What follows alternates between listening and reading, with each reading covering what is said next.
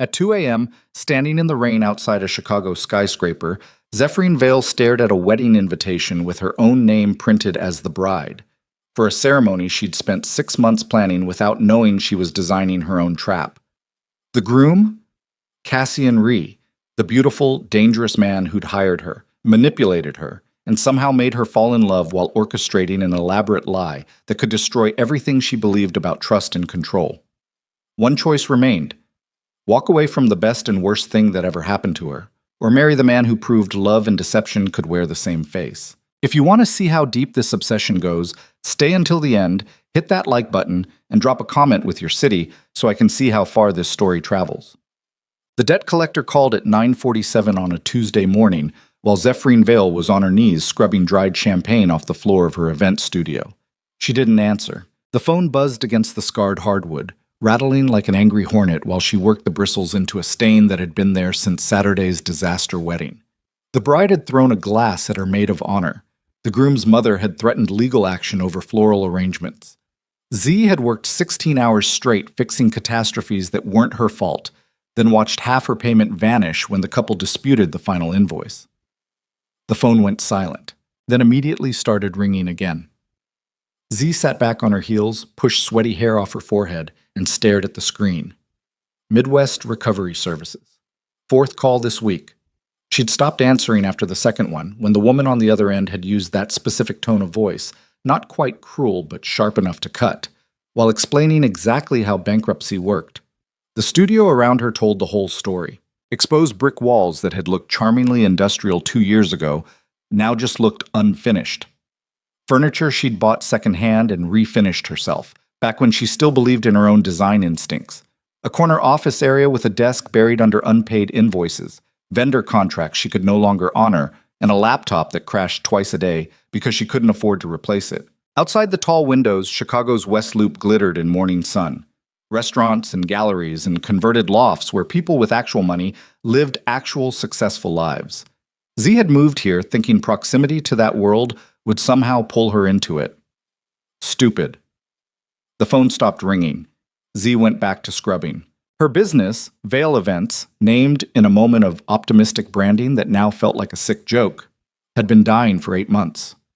Slowly at first, then with increasing speed. Clients canceling, vendors refusing credit, her assistant quitting for a corporate job with benefits. The breaking point had come last month when her landlord taped an eviction warning to the studio door. She had 30 days to catch up on rent or lose the space entirely, which meant losing everything. Her phone buzzed again. Not a call this time. An email notification. Z almost ignored it. Then she saw the sender line. Confidential inquiry. Urgent project. No name, no company, just that subject line and a message time-stamped 6 minutes ago. She sat cross-legged on the floor, pulled the laptop across the stained hardwood, and opened the email. Ms. Vale, your work has been brought to our attention. We represent a private client seeking event planning services for a high-profile wedding. The project requires absolute discretion, exceptional design capability, and immediate availability. Compensation: $500,000 paid in 3 installments. First payment upon contract signing. If you are interested, respond to this email within 24 hours to schedule a preliminary meeting. Regards, Executive Services Group Z. Read it twice, then a third time, slower, looking for the scam. $500,000 for one wedding. The kind of money that didn't just solve problems, it erased them completely, paid every debt, saved the business, bought her another year to figure out how to survive. Too good to be real. She checked the sender's email address. Corporate domain. Professional signature line. She copied the company name into Google and found a bare-bones website listing private consulting services with no details and an office address in downtown Chicago's financial district. Legitimate, maybe. Or an extremely well-constructed trap. Z looked around the studio, looked at the stack of final notices on her desk, looked at the scrub brush in her hand and the champagne stain that wasn't coming out no matter how hard she worked. She typed a response before she could talk herself out of it. I'm interested. When can we meet? The reply came 14 minutes later. Tomorrow, 2 p.m. Address below. Come alone. Bring portfolio and NDA signature. Z spent the next 26 hours in controlled panic. She printed her portfolio on the studio's dying printer, assembled it into a leather binder she'd used exactly twice, and rehearsed her pitch in the mirror until the words sounded almost natural. She tried on 4 different outfits before settling on the black dress she usually saved for client meetings. Professional, confident, not quite hiding the fact that she'd lost weight from stress and forgotten to eat regular meals. The address led her to a glass tower in the Loop that looked like it cost more per floor than her entire neighborhood. Z stood on the sidewalk staring up at it, heart hammering against her ribs. This was insane. She'd responded to an anonymous email from a company she couldn't verify, agreeing to sign a non-disclosure agreement before even knowing who she'd be working for. Every true crime podcast she'd ever listened to started exactly this way. But bankruptcy wasn't theoretical anymore. It was waiting for her back at the studio, patient and inevitable. She walked through the revolving door. The lobby swallowed her into cold marble and steel. A security desk sat dead center, staffed by 2 men in suits who looked former military. One of them checked her ID against a visitor list, made a phone call, then directed her toward a private elevator bank in the back. 43rd floor, he said. They're expecting you. The elevator rose so fast her stomach lurched. When the doors opened, she stepped into a reception area that didn't match any corporate office she'd ever seen. Dark wood panels, low leather furniture, floor-to-ceiling windows overlooking the city. Everything designed to intimidate without looking like it was trying. A woman in her 50s sat behind a reception desk, perfectly composed, with the kind of beauty that came from money and maintenance. "Ms. Vale," she said, not a question. "Right on time. Mr. Ree will see you now." She gestured toward a hallway. Z followed it into a corner office that felt more like a gallery than a workspace. Minimal furniture. Expensive art that probably meant something to people who understood expensive art. Windows on 2 walls offering views that made Chicago look like a scale model of itself. A man stood with his back to the door looking out over the city. He turned when she entered, and Z forgot how to breathe properly. Cassian Ree looked like someone had taken the concept of devastating and given it a custom suit. Korean features, perfect bone structure, dark hair pushed back from a face that belonged in magazines selling things regular people couldn't afford. Mid-30s, maybe. Hard to tell. He had one of those faces that could pass for younger but carried weight behind the eyes. He didn't smile. "Ms. Vale," he said, voice like smoke. "Thank you for coming." Z managed to nod. Managed to shake his hand when he offered it. His grip was firm, brief, impersonal. He gestured toward a chair in front of his desk. She sat. He remained standing, studying her with dark eyes that gave away absolutely nothing. "I assume you have questions," Cassian said. "A few hundred," Z admitted, "starting with who you are and ending with why you're offering me more money than I've made in my entire career." "Fair." He moved around the desk, sat down across from her, and folded his hands with careful precision. "I represent a private client who requires a wedding planner. Someone talented. Someone desperate enough to accept unusual terms without asking uncomfortable questions." "That's me," Z said. "Talented and desperate. Your email had me at $500,000. Something flickered across his face. Not quite amusement, not quite approval. "The compensation reflects the difficulty," Cassian said. "This isn't a standard wedding. The client requires absolute secrecy. No social media, no public portfolio pieces. You'll sign an NDA that prohibits you from ever discussing the project or identifying anyone involved." "Okay." "You'll work exclusively on this project for the next 6 months." "Okay." "And you won't know the bride's identity until much closer to the event." Z blinked. "I'm sorry, what?" "The groom hasn't finalized his choice yet." The words landed wrong, like they'd been translated from a language that didn't quite match reality. "Let me make sure I understand," Z said slowly. "You want me to plan a complete wedding for a bride who hasn't been chosen yet?" "Correct. That's insane." "Yes," Cassian agreed, "which is why the compensation is significant." Z leaned back in her chair, trying to process.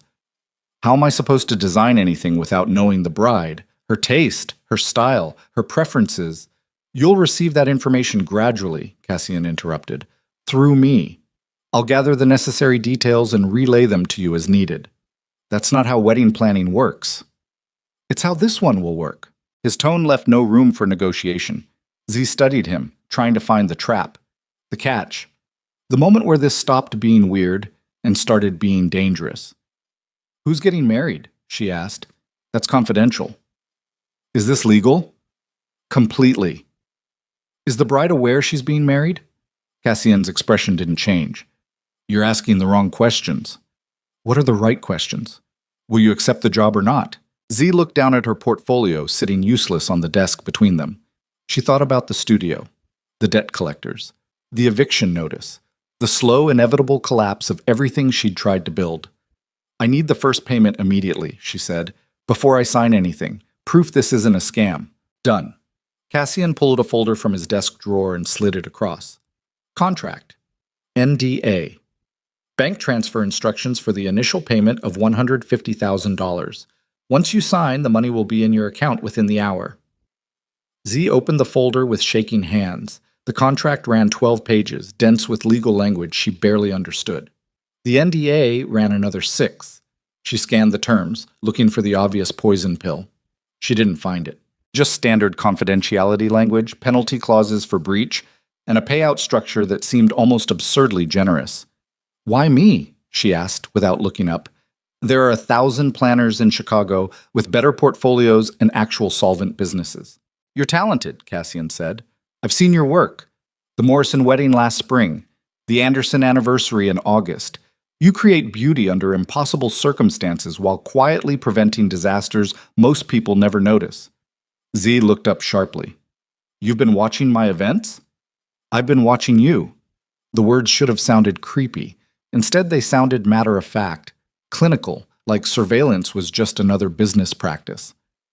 "That's not comforting," Z said. "It wasn't meant to be." Cassian leaned forward slightly. "I need someone talented enough to create something extraordinary and desperate enough not to ask questions that don't concern them. You meet both requirements." "Desperate," Z repeated. "You keep using that word. You prefer a different one?" "I prefer honesty about what I'm actually signing up for." "You're signing up to plan a wedding," Cassian said.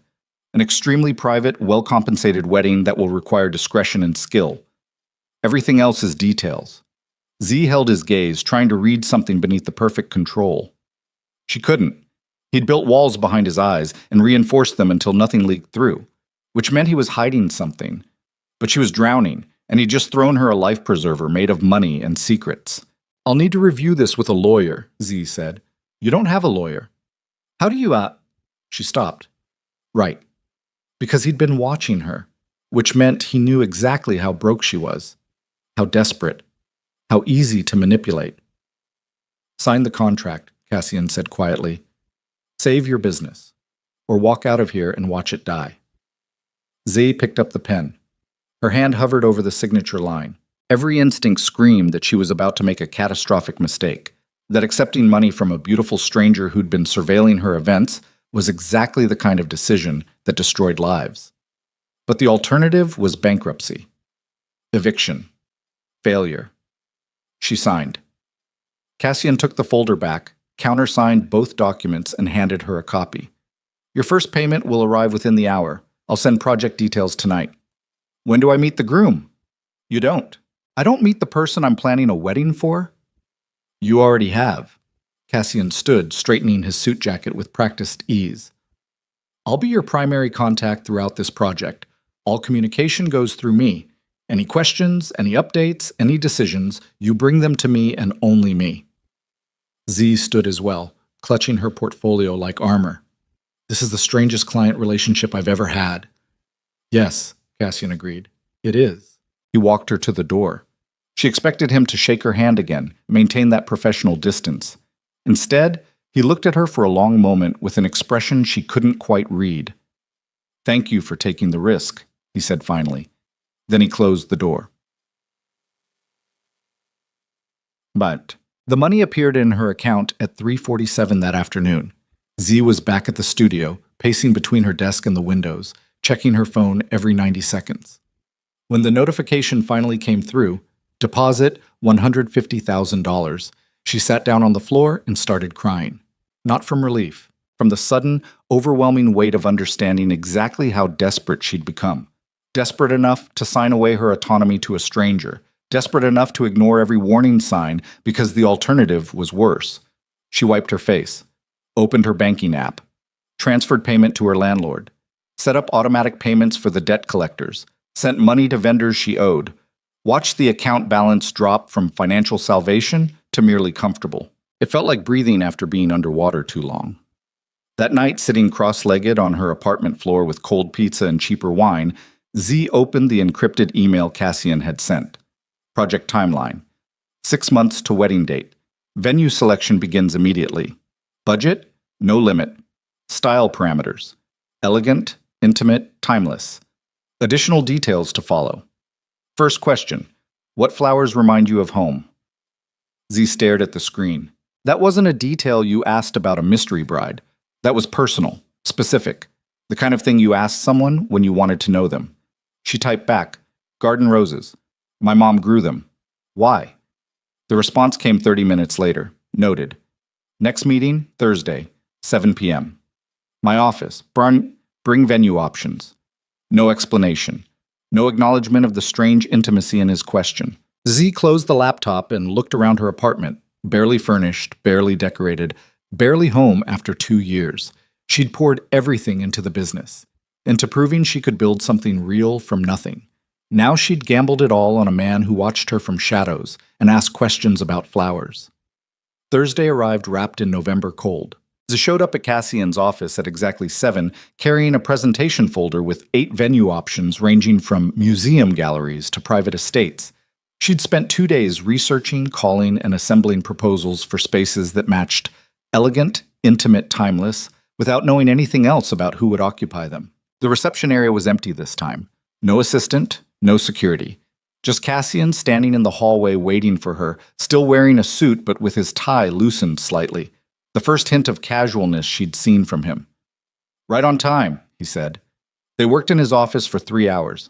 Z presented each venue with photos and layouts while Cassian listened without interrupting, processing information like a computer running complex calculations.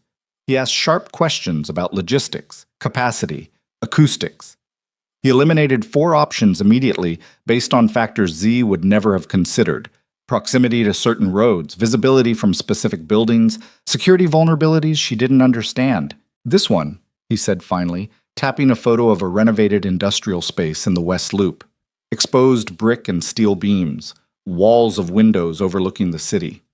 Confirm availability and put down a deposit. Done, Z said, making notes. Cassian stood and moved toward a sidebar where expensive bottles of alcohol lived like art installations. He poured 2 glasses of something amber without asking if she wanted one. Tell me about the Morrison wedding, he said, handing her a glass. Z took it reflexively. What about it? You prevented a disaster. I want to know how. The officiant didn't show up, Z said. Got food poisoning. I had 45 minutes to find a replacement before the ceremony started. Called every contact I had until I found a retired judge who lived 10 minutes away. Convinced him to get dressed and show up. Nobody at the wedding knew anything went wrong. Why didn't you tell the couple? Because they didn't need that stress on their wedding day. My job isn't to dump problems on clients. It's to solve them quietly. Cassian studied her over his glass. You're good under pressure. I'm good at hiding panic. Same thing. Z took a sip. Whiskey. Good whiskey. The kind that cost more than her monthly rent used to. Why do you care about the Morrison wedding? She asked. Because I was there. The words landed heavy. Z tried to remember the guest list, the faces in the crowd. Hundreds of people. She'd been too busy managing logistics to notice individuals. You were watching me, Z said. Yes. That's creepy. I don't disagree. Cassian sat on the edge of his desk, closer than professional distance required. But accurate. I saw how you moved through that event, how you fixed problems nobody else noticed, how you created beauty while your world was falling apart. You don't know anything about my world. I know your business is failing. I know you're drowning in debt. I know you haven't taken a real day off in 8 months, and you eat maybe 1 proper meal a day when you remember. He paused. I know you're talented and desperate and stubborn enough to make this impossible project work. Z set her glass down with a sharp click. You investigated me. Thoroughly. That's smart, Cassian interrupted. I don't hire people without understanding them first. Is that what this is? Hiring? Among other things. The room got smaller, Or maybe Cassian got closer. Z couldn't tell anymore. His proximity carried weight that had nothing to do with physical space. "What other things?" she asked. "I haven't decided yet." He moved back toward the windows, broke the tension like snapping a wire. Z exhaled without meaning to. "Next question," Cassian said, looking out over the city lights. "What music makes you cry?" "What?" "For the ceremony. What music hits you emotionally?" Z shook her head. "Again, you're asking me personal questions about a bride I haven't met. Humor me." "Cassian, answer the question." His tone shifted, not quite commanding, but close, the kind of voice someone used when they expected obedience. Zay bristled. "Cello, live cello, specifically Yo-Yo Ma playing the Swan. Happy now?" "Yes." Cassian made a note on his phone. "I'll book a cellist." "This is insane," Z said. "You can't plan a wedding by asking me what I like." "Why not?" "Because I'm not the bride." Cassian turned from the window, looked at her with those dark, unreadable eyes. "Aren't you?" The question hung in the air between them like smoke. Z stood. "I should go." "We're not finished." "Yes, we are." She gathered her folder, her coat, her rapidly deteriorating sense of reality. "Send me the next round of questions by email. I'll respond professionally, during business hours, in my office." Cassian didn't stop her, but he watched her walk to the door with an intensity that felt like a physical touch. "Z," he said as she reached the threshold. She stopped, didn't turn around. "Thank you for trusting me." "I don't trust you," Z said. "I trust your money." She walked out before he could respond. The project consumed her life. Over the next 8 weeks, Z worked 16-hour days designing every element of a wedding that made less sense the deeper she got into it. Cassian sent questions at strange hours, encrypted messages arriving at midnight, dawn, during lunch when she'd almost convinced herself to eat something. What colors feel like love? What food reminds you of celebration? What fabric feels like comfort? She answered them all, slowly realizing that every response shaped the event in increasingly personal directions. Her favorite flowers became centerpieces. Her comfort music became the ceremony soundtrack. Her aesthetic preferences became the design language. Meanwhile, Cassian appeared at her studio with increasing frequency. At first, he scheduled meetings. Then he started showing up unannounced with coffee and questions about tablecloth textures. Their sessions stretched later into the night, drifting from logistics into something that felt dangerously intimate. Z learned fragments of him slowly. The Ree family owned significant real estate across Chicago. They'd built an empire from nothing 3 generations back, though Cassian remained vague about the specifics. He lived alone in a downtown penthouse. He worked constantly. He never mentioned friends or relationships or anything resembling a personal life. And he watched Z like she was the most fascinating thing he'd ever encountered. "You don't talk about yourself," she said one night while they reviewed floral arrangements at her studio. February cold pressed against the windows. They sat on her office floor surrounded by fabric samples and photos. "Neither do you," Cassian replied. "I'm an open book." "You're a locked vault pretending to be a book." He sorted through rose varieties with careful hands. "You never mention family, never talk about relationships, never explain why you pour everything into a failing business instead of walking away. Because walking away means I failed. No. It means you tried something difficult and it didn't work. Failure is giving up before you know the outcome." "Then what do you call what I'm doing?" Z asked. "Taking money from a stranger to plan a wedding that doesn't make sense?" "Survival." Cassian looked up. "You're doing what you have to do to keep going. There's no shame in that." His voice carried something that sounded almost like empathy, like he understood desperation from the inside. Z wanted to ask about it, wanted to dig beneath the controlled surface and find the person hiding underneath, but Cassian's phone buzzed. He glanced at it, and something shifted in his expression. Not quite fear, something colder. "I have to go," he said, standing. "Everything okay?" "Yes." But the way he said it meant no. He left without explanation. Z sat alone in her studio, surrounded by wedding plans for a mystery bride, wondering what the hell she'd gotten herself into. The truth came 3 weeks later. Z arrived at a tasting with one of Chicago's most exclusive caterers, a private kitchen in a converted warehouse, where dinner costs more than most people's mortgages. She expected to meet Cassian there. Instead, she found him sitting across from an older Korean man who shared his bone structure but none of his composure. They weren't speaking. They were having the kind of argument that happened in perfect silence, body language sharp, eyes locked, tension thick enough to choke on. He hesitated in the doorway. Cassian saw her. Something crossed his face that looked almost like relief. "Z," he said, "come in. Meet my father." The older man turned, evaluated her with eyes that calculated her worth in seconds, and found her lacking. "This is her?" he said in English, but with an accent that suggested he preferred not to use it. "This is Zephyrin Vale," Cassian confirmed. "She's planning the event." His father stood, extended a hand that felt like shaking ice. "Marcus Rihi." "Nice to meet you," Z lied.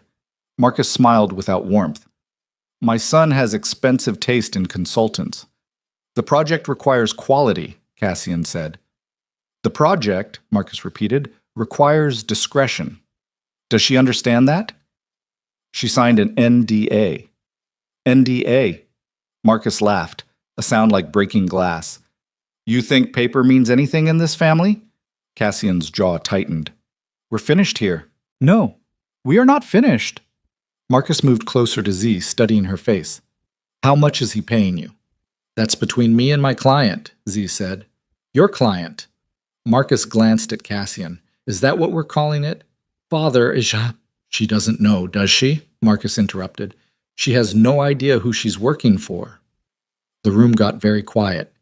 Z looked between them, trying to follow a conversation that made no sense. "Know what?" Marcus smiled at her, then at his son. "Tell her, Cassian. Tell her what the Ree family actually does." Cassian stood. "We're leaving." "We built empires," Marcus continued, ignoring him. "We own half this city. Politicians answer our calls. Competitors disappear when they become inconvenient. And my son thinks he can build something legitimate while pretending his last name means nothing." Z's stomach dropped. "What are you talking about?" "He's talking about a past that doesn't define me," Cassian said quietly. "No," Marcus said. "I'm talking about a present you're trying to escape by playing house with strangers." He walked out. The silence he left behind felt radioactive. Z turned to Cassian slowly. "What did he mean?" "It doesn't matter." "Cassian, it doesn't matter," he repeated, harder. "My family's history has nothing to do with this project." "Your family's criminal history," Z corrected. Cassian looked at her for a long moment. Then he moved to the bar, poured himself a drink, and drank it standing at the window. "The Ree family has complex business interests," he said finally. "Some legitimate, some less so.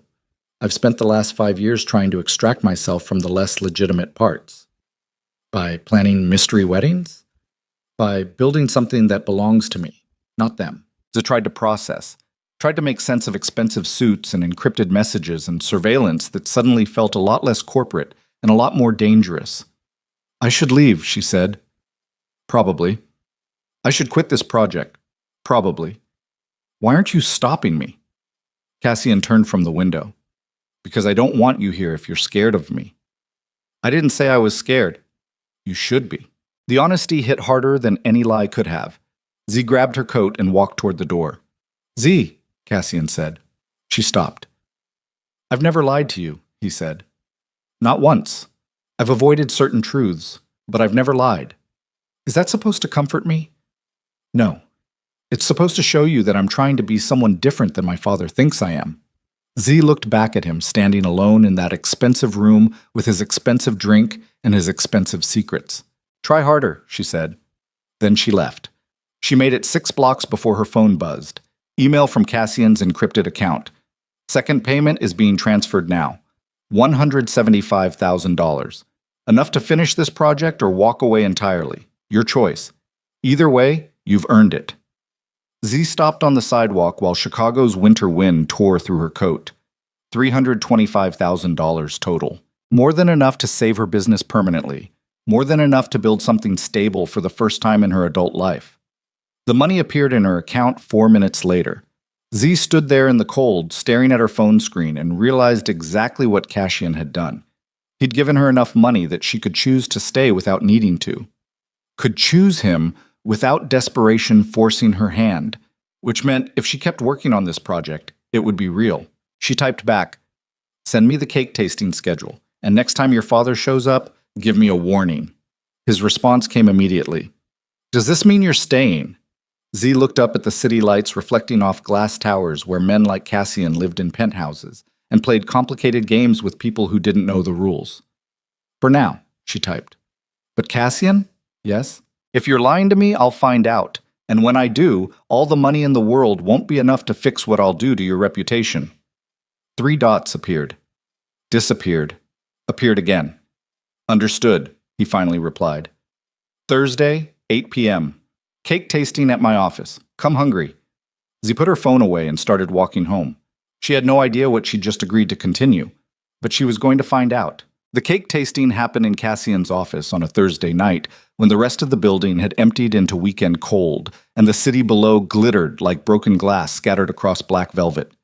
Z arrived at 8, carrying her portfolio and a determination to keep this professional, transactional.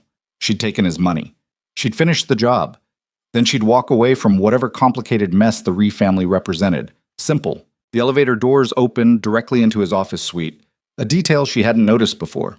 No hallways, no escape routes. Just straight from public space into his private territory. Cassian stood by the windows wearing dark slacks and a white shirt with the sleeves rolled to his elbows. First time she'd seen him without a jacket. The casualness felt more intimate than it should have. "You came," he said. "You're paying me $500,000, Z replied. "I came." 3 patisserie boxes sat on the conference table alongside wine bottles and 2 place settings that looked like they cost more than her car. Cassian gestured toward a chair. Z sat.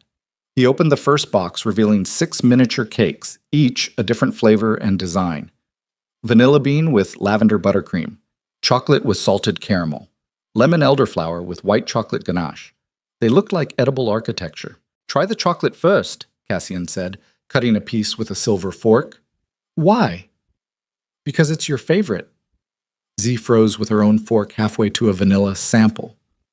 "I never told you that." "You didn't have to. Every wedding you've planned for the last 18 months includes a chocolate element, dessert bar, groom's cake, favors. It's a pattern. That's called client preference." "No." Cassian slid the chocolate slice toward her. "That's called your preference influencing every decision you make." Z took the plate. Took a bite. The cake melted across her tongue, rich and dark with salt cutting through the sweetness. Perfect. Exactly what she would have chosen for herself.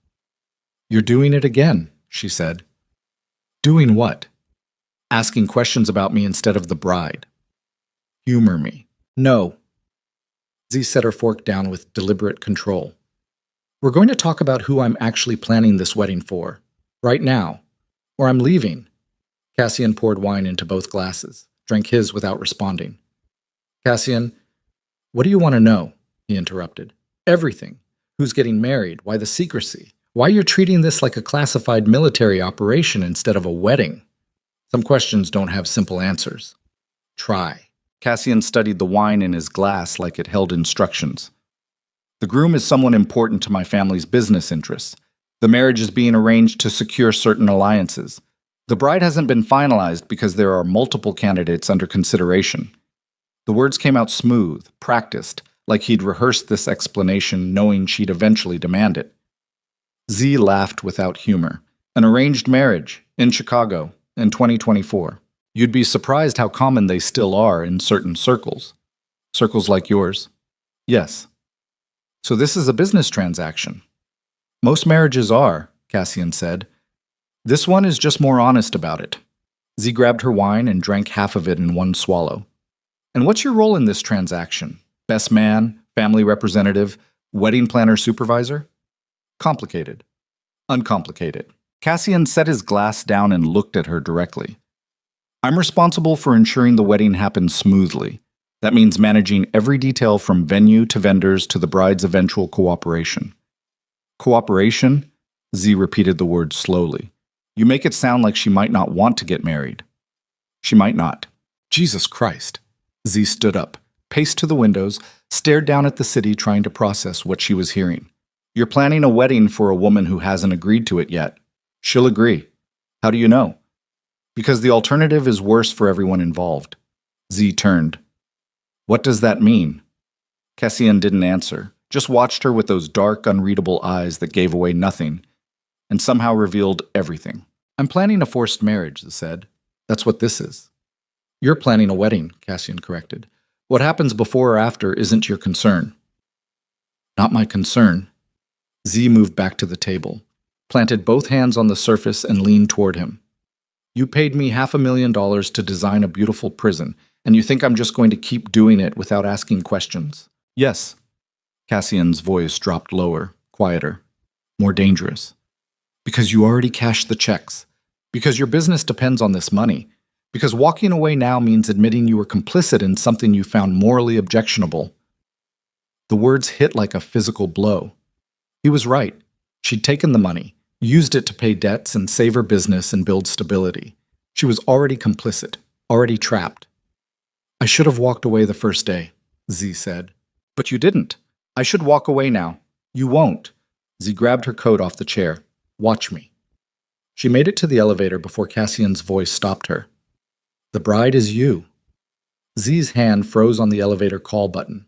She turned slowly. Cassian stood in the doorway of his office, backlit by the city lights behind him, looking like guilt and beauty had formed a temporary alliance. What did you say? Z asked. The bride, Cassian repeated quietly, is you. The hallway tilted. Z grabbed the wall for balance. That's not funny. It's not a joke. Cassian, every question I asked was about you. Every detail you chose was for you. The flowers, the music, the venue, the cake. He moved toward her slowly, like approaching something wild that might bolt. I've been planning your wedding for 6 months. My wedding. Z's voice came out strangled. To who? Cassian stopped 3 feet away. To me. The world narrowed to his face, his eyes, the absolute certainty in his expression. You're insane, Z whispered. Probably. This whole thing was, what, some kind of elaborate manipulation? Yes. The honesty was worse than a lie would have been. Zay's hands shook. She shoved them in her coat pockets to hide it. Why? She asked. Because I saw you at the Morrison wedding, Cassian said. Watched you fix disasters while your own life fell apart. Watched you create beauty for strangers while you couldn't afford to eat regular meals.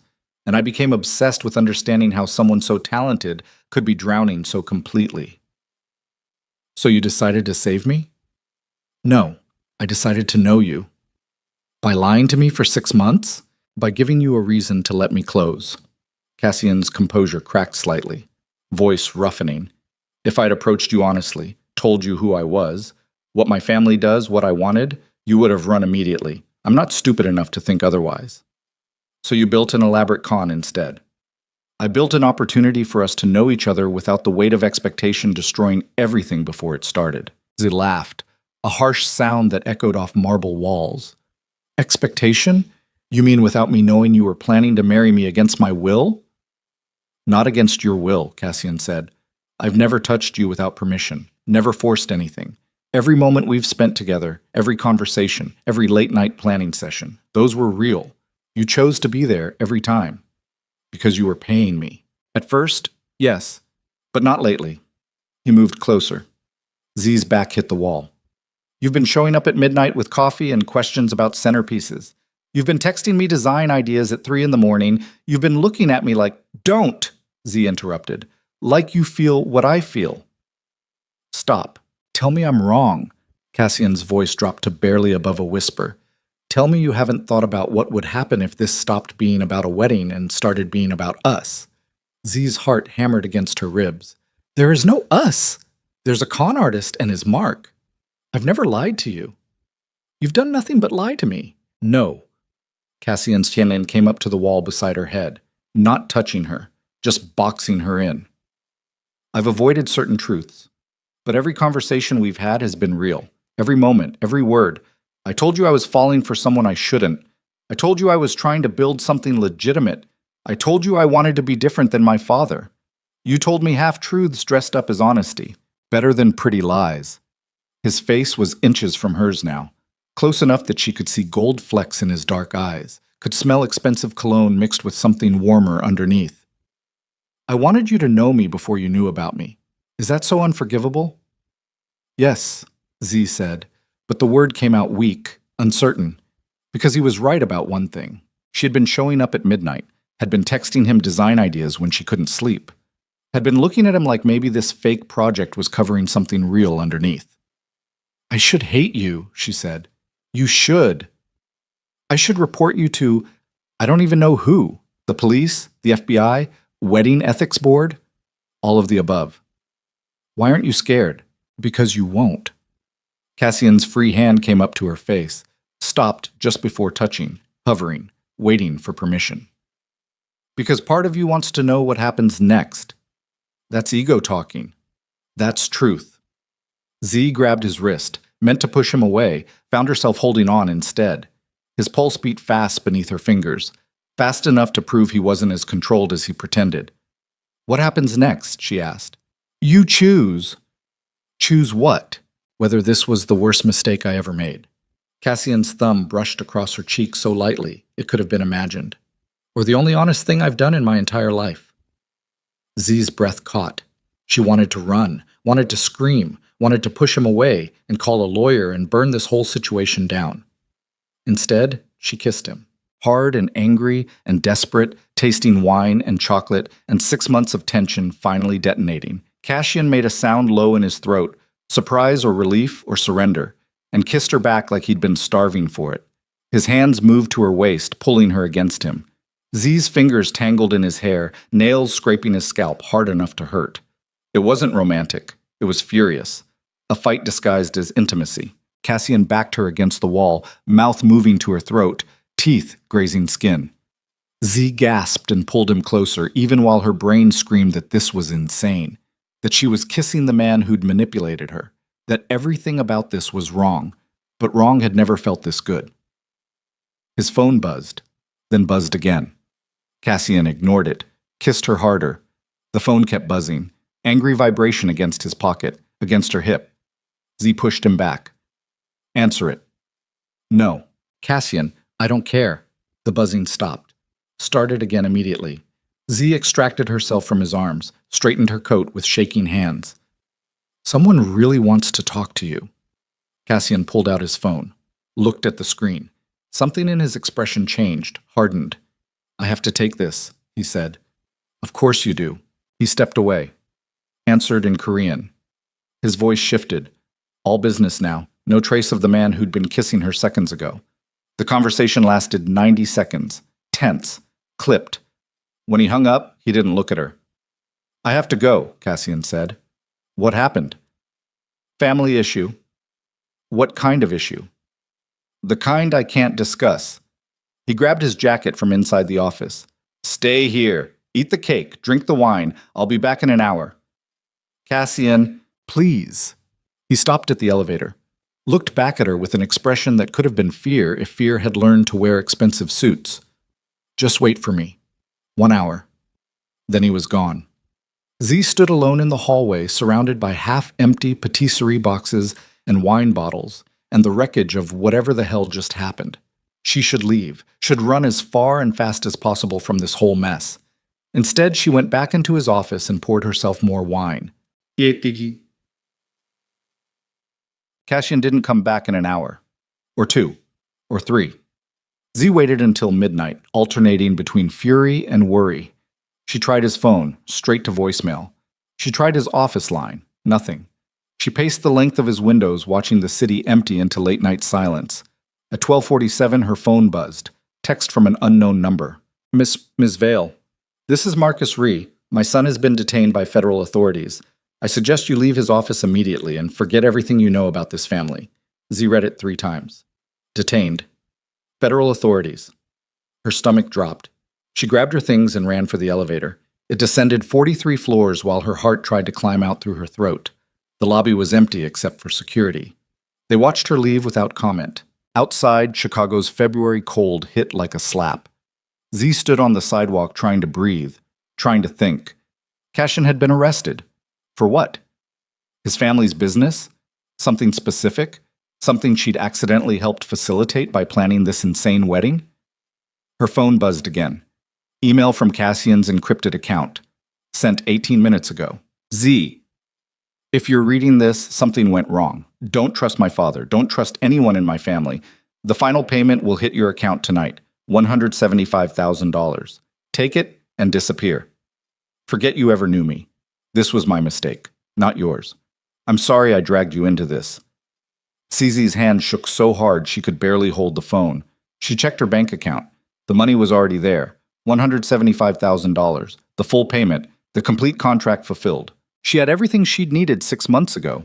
Debt paid, business saved, future secured. All she had to do was walk away. She didn't walk away. Z spent the next 3 days trying to find information about what happened to Cassian. She called lawyers, searched news sites, drove past his building looking for some sign of what federal authorities wanted with him. Nothing. The Ree family had money and power and apparently enough connections to make arrests disappear from public record. On the 4th day, Marcus Ree called her directly. "Ms. Vale," he said when she answered, "we should talk." "About what?" "About how much you actually know regarding my son's business activities." "I don't know anything." "Good. Let's keep it that way." His voice carried that same cold precision Cassian sometimes did. "You received full payment for your services. Consider the contract completed. Move on with your life." "Where is he?" Z asked. "That's not your concern." "If he's in federal custody, he's not," Marcus interrupted. "He's being handled internally. Family matter, none of which involves you. Internally."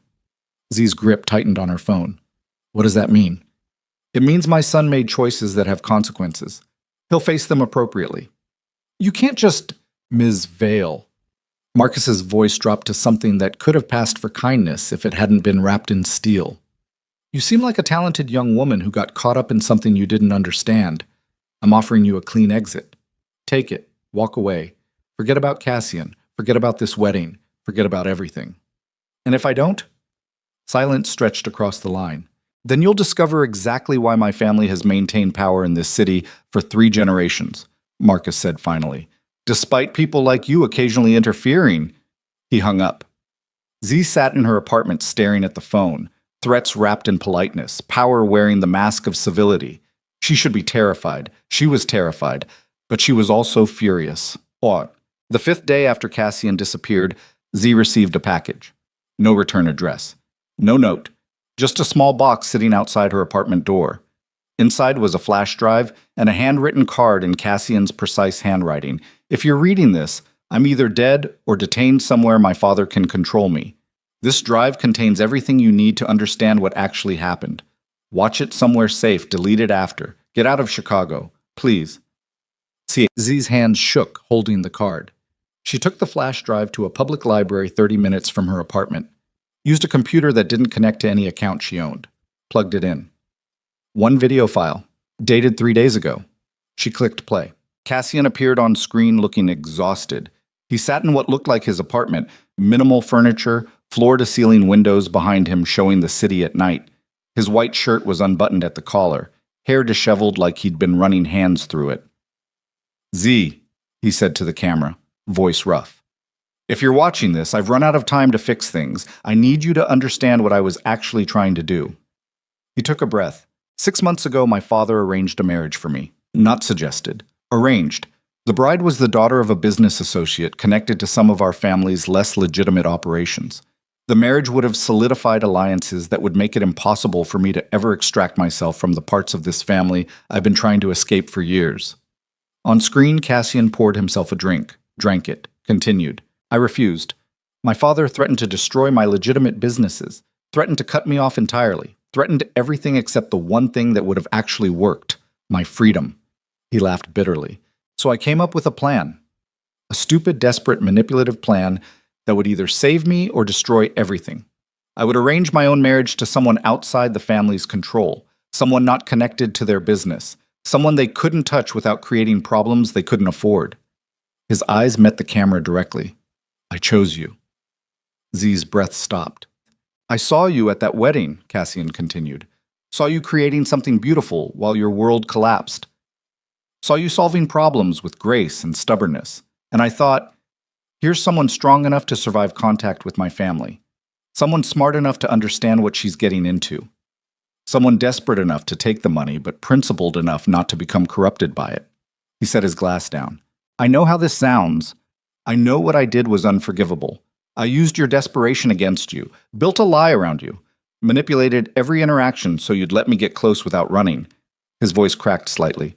But everything between us was real. Every conversation, every moment, every time I looked at you and saw someone honest in a world where honesty is a weapon people use against you. I fell in love with you, really in love, not because of the plan, despite it. On screen, Cassian stood, paced, came back. My father found out about the wedding 3 days ago. Someone leaked information. He's moving to stop it. Either by marrying me off to his choice anyway, or by making sure I'm controlled in ways I can't escape. There's a strong possibility I won't be free after tonight. He moved closer to the camera. If you're watching this, I'm already gone. Take the money, leave Chicago, build your business somewhere my family can't touch you. Forget about me. Forget about this insane plan. I'm sorry I dragged you into this. I'm sorry I fell in love with you under circumstances that made it impossible for that love to mean anything real. His hand reached toward the screen, stopped. You deserved better, Cassian said quietly. You deserve someone who could be honest from the beginning. Someone who wasn't trying to use you as an escape route from his own family. Someone who...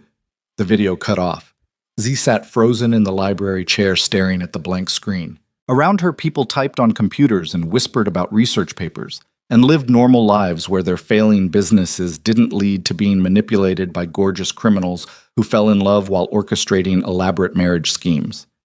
She should delete the video, should take the money and run like Cassian told her to, should forget about the beautiful broken man who'd lied to her and used her and somehow still made her feel seen in a way no one else ever had.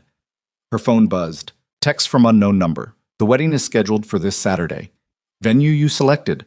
All details you planned. Only the bride has changed. Sorry. Marcus Ree. Z stared at the message, then she started laughing. Harsh, broken sounds that made other library patrons look at her with concern. Marcus thought he'd won, thought he could take the wedding Z designed and use it for his own purposes. Thought she'd just walk away and let it happen. He was wrong. Z grabbed her phone and typed a message to the only person she could think of who might be able to help. Her landlord's nephew, the one who'd gone to law school and specialized in contract law, the one she'd helped with his sister's wedding last year. Emergency. Need a lawyer who doesn't scare easy, paying cash. Call me. The response came 12 minutes later. How much trouble are you in? Z looked at the blank computer screen where Cassian's face had been, thought about his voice cracking when he said he'd fallen in love, thought about his father threatening to make him disappear. A lot, she typed back. But not as much trouble as someone's about to be. I'll shout you. The venue looked exactly like Z had designed it. Exposed brick, steel beams, walls of windows overlooking Chicago's West Loop, white roses and garden roses and centerpiece arrangements, string lights hanging from the industrial ceiling like captured stars. The cello she'd specifically requested sat in the corner ready to play. Everything perfect. Everything hers. Just not for her. Z stood in the alley behind the venue wearing black jeans and a leather jacket, watching delivery vans arrive with her cake, her flowers, her carefully selected details being used for someone else's forced marriage. Saturday afternoon, 6 hours until the ceremony. Her phone buzzed. Text from the lawyer. Got the contract. You're right. It's airtight. Only you have authority to modify or cancel event elements. But using that authority to sabotage a Ree family event is professionally suicidal. Z typed back, good thing I'm already suicidal. Send the legal notices. She watched 3 men in suits arrive at the venue's back entrance. Security. Probably armed. Definitely not friendly. This was insane. She was about to start a war with one of Chicago's most powerful families using nothing but contract law and spite. Her phone buzzed again. Message from Cassian's encrypted email. Z, wherever you are, whatever you're thinking about doing, don't. My father will destroy you. Please, just take the money and disappear. Let me go. I'm not worth what he'll do to you if you interfere. Please. CZ read it twice. Then she walked toward the venue's front entrance where Marcus Ree's security would definitely see her coming. She hit send on the message she'd typed to Cassian's email. Too late. Already interfering. Hold on. Z. The wedding venue doors opened in front of her. Marcus Ree stood in the center of the space, surrounded by his beautiful, stolen decorations, looking at her with eyes that calculated exactly how much damage he'd need to do. "Ms. Vale," he said, "you were told to stay away." "You're using my designs," Z replied, "without permission. That's breach of contract." "I paid for those designs." "You paid your son, who hired me, under specific contractual terms that give me exclusive authority over implementation." She pulled out her phone, showed him the legal notice her lawyer had filed an hour ago. As of 30 minutes ago, every vendor involved in this event has been notified that any cooperation with unauthorized parties violates their contracts with Vale Events. Marcus's expression didn't change, but something cold flickered behind his eyes. "You're making a mistake," he said quietly. "I make a lot of those." Ze stepped further into the venue. "Here's another one. This wedding doesn't happen unless Cassian is here.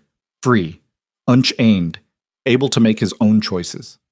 My son made his choices. Now he faces consequences. No." Z moved closer, close enough to see Marcus Ree was shorter than his son, older than his confidence suggested, and absolutely certain he held every card. "You're forcing consequences. There's a difference." Semantics. Law. Z pulled out the second document her lawyer had prepared. Illinois recognizes coerced marriage as void. If the ceremony happens under duress, I have documentation proving it. Photos, recordings, your own words threatening me to stay away. All admissible if anyone decides to investigate your family business. Marcus smiled without warmth. "You think you can threaten me? I think I can make this wedding extremely complicated for you, which is exactly what you don't want. Right? You want this quiet, simple, legitimacy through marriage. But if I go public with the truth, you'll destroy your career," Marcus interrupted. "You'll never work in this city again. I'll make sure every client you approach hears about the unstable wedding planner who sabotaged events and violated contracts. Maybe." Z's hands were shaking. She shoved them in her pockets. "But your business associates will hear about the Ree family forcing marriages. And federal investigators who are clearly already interested in your operations will have one more reason to look closely at everything you do." Silence stretched between them. Outside the windows, Chicago gleamed in afternoon light, beautiful and indifferent. "What do you want?" Marcus asked finally. "Cassian, here, free, in the next hour. And if I deliver him, then the wedding happens. Exactly as planned, for exactly who it was designed for." Marcus studied her for a long moment. "You're in love with him. That's none of your business." "It's entirely my business. My son has a talent for making people fall in love with him, uses it like a weapon." His voice carried something that could have been pride or warning. "You think you're special? You think whatever he told you was real?"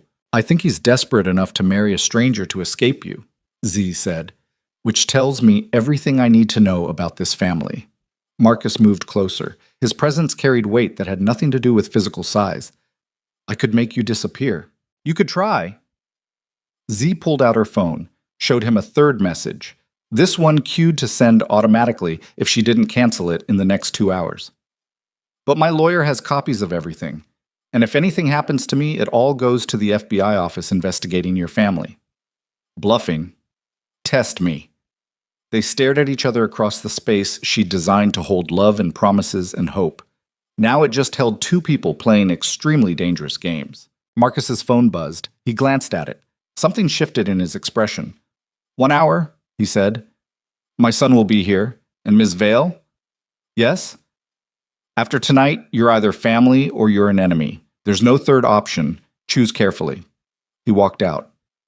Z stood alone in her beautiful venue, surrounded by flowers and lights and the wreckage of whatever normal life she might have had, and realized exactly what she'd just done. She'd declared war on one of Chicago's most powerful families, using nothing but a wedding and a contract, and the terrifying truth that she'd fallen in love with someone who'd manipulated her into this exact position. Her phone buzzed. Message from Cassian. "What did you do?" Z typed back with shaking hands. "Something probably stupid. Are you okay?" 3 dots appeared, disappeared, appeared again. Physically, yes. Mentally, no. "Z, you can't fight my father. Watch me. I'm serious. He'll destroy you. Then we'll be destroyed together," Z sent. "Seems fitting." Long pause. Then, "I don't deserve you." "No," Z agreed. You really don't. See you in an hour. Try to look presentable. We have a wedding to crash. She put her phone away and looked around the venue one more time. In 60 minutes, Cassian would walk through those doors, either as a free man making his own choice, or as someone still trapped in his father's control. Either way, this was ending tonight, one way or another. Cassian arrived 47 minutes later. Z watched through the venue windows as a black car pulled up to the curb and two men in suits stepped out first, security scanning the street before opening the rear door. Then Cassian emerged looking like he'd aged 5 years in 5 days. His white shirt was wrinkled, hair disheveled, dark circles under his eyes that even distance couldn't hide. He moved like someone who'd forgotten how to carry his own weight properly. But he was here, alive, free enough to walk through the door alone when his security held back. Z met him in the entryway. They stood 3 feet apart, close enough to touch, neither of them moving. "You look terrible," Z said. "You look furious." "I am furious." "Good." Cassian's voice came out rough, raw. "You should be." Behind him, the venue had transformed into something that looked ready for a ceremony. Florists had finished the arrangements. Caterers were setting up in the back. The cellist tuned her instrument in the corner, everything perfect and waiting.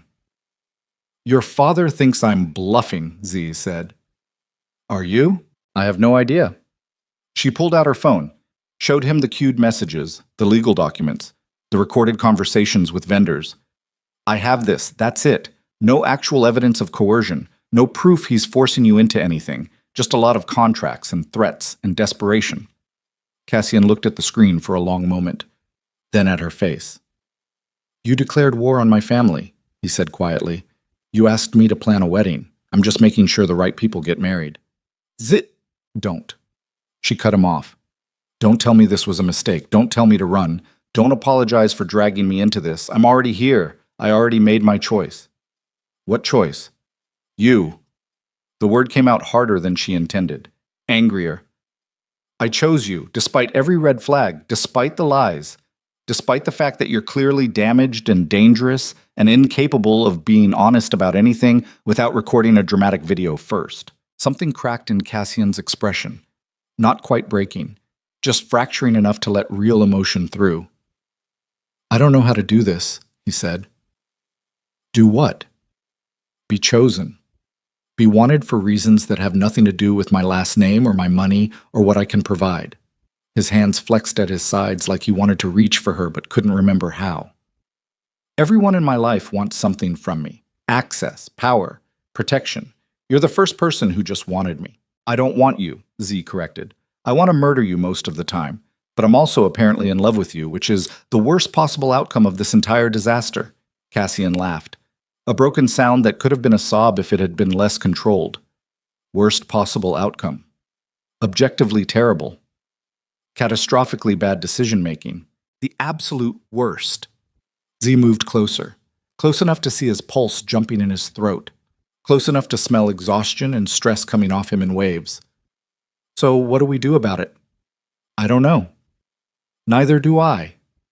Her hand came up to his face, touched his jaw carefully, like he might shatter. "But we have about 6 hours to figure it out before your father's replacement bride shows up expecting to get married." Cassian's hand covered hers, held it against his face with desperate pressure. "There is no replacement bride. My father was bluffing. He wanted to scare you into leaving. The marriage he arranged was with you. It was always with you." Z's brain stuttered. "What?" "When he found out about my plan 6 days ago, he didn't try to stop it. He tried to take it over, control it, make sure the wedding happened on his terms instead of mine." Cassian's thumb moved across her knuckles. "He knows forcing me to marry someone I hate would just drive me further from the family. But tricking me into marrying someone I love while making sure she's under his influence? That keeps me trapped permanently." The words landed like punches. "He was never going to stop the wedding," Z said slowly. "No. He was just making sure I couldn't use it against him." "Yes." "So when I threatened him with exposure and legal action, you gave him exactly what he wanted," Cassian finished. "Proof that you're willing to fight for me. Proof that you're invested enough to risk your career and safety. Proof that marrying us benefits him because now he has leverage over both of us." Z stepped back. Her hand fell away from his face. "I walked right into it." "We both did." "No." Anger detonated through her chest. You've been playing games with your father your whole life. I'm just the idiot who thought she could win against people who've been doing this for generations. Don't. She turned away from him, stared at the venue she'd designed with such care. Every detail chosen specifically for this moment. Every flower and light and carefully selected element now revealed as pieces in someone else's strategy. He's been planning this the whole time, since the beginning, since before you even approached me. Cassian didn't deny it. How long has your father known about me? Z asked without turning around. Silence stretched behind her. Cassian? How long? Since the Morrison wedding, he said finally. He had surveillance on me, saw me watching you, started investigating you before I even made contact. So when you sent that first email, he already knew who you were, what you needed, how desperate you'd become. Cassian's voice carried something that sounded like shame. I thought I was being clever, thought I was orchestrating everything, but he was 3 steps ahead the entire time. Z laughed. The sound came out jagged and wrong. So this whole thing, the money, the questions, the elaborate wedding planning, all of it was what? Your father's idea? No, the plan was mine, but he saw it happening and decided to let it play out because it served his purposes better than stopping it. And you didn't think to mention this? I didn't know until 3 days ago, when he told me while his security held me in my apartment. Cassian moved closer. She felt him behind her like heat. He explained very carefully how my brilliant plan to escape the family had actually just trapped me more completely than any arranged marriage could have. Because now I'm involved. Yes. And he can threaten me to control you. Yes. And if I walk away, he destroys your business, ruins your reputation, makes sure you never work in this city again. Cassian's hand touched her shoulder, light, careful.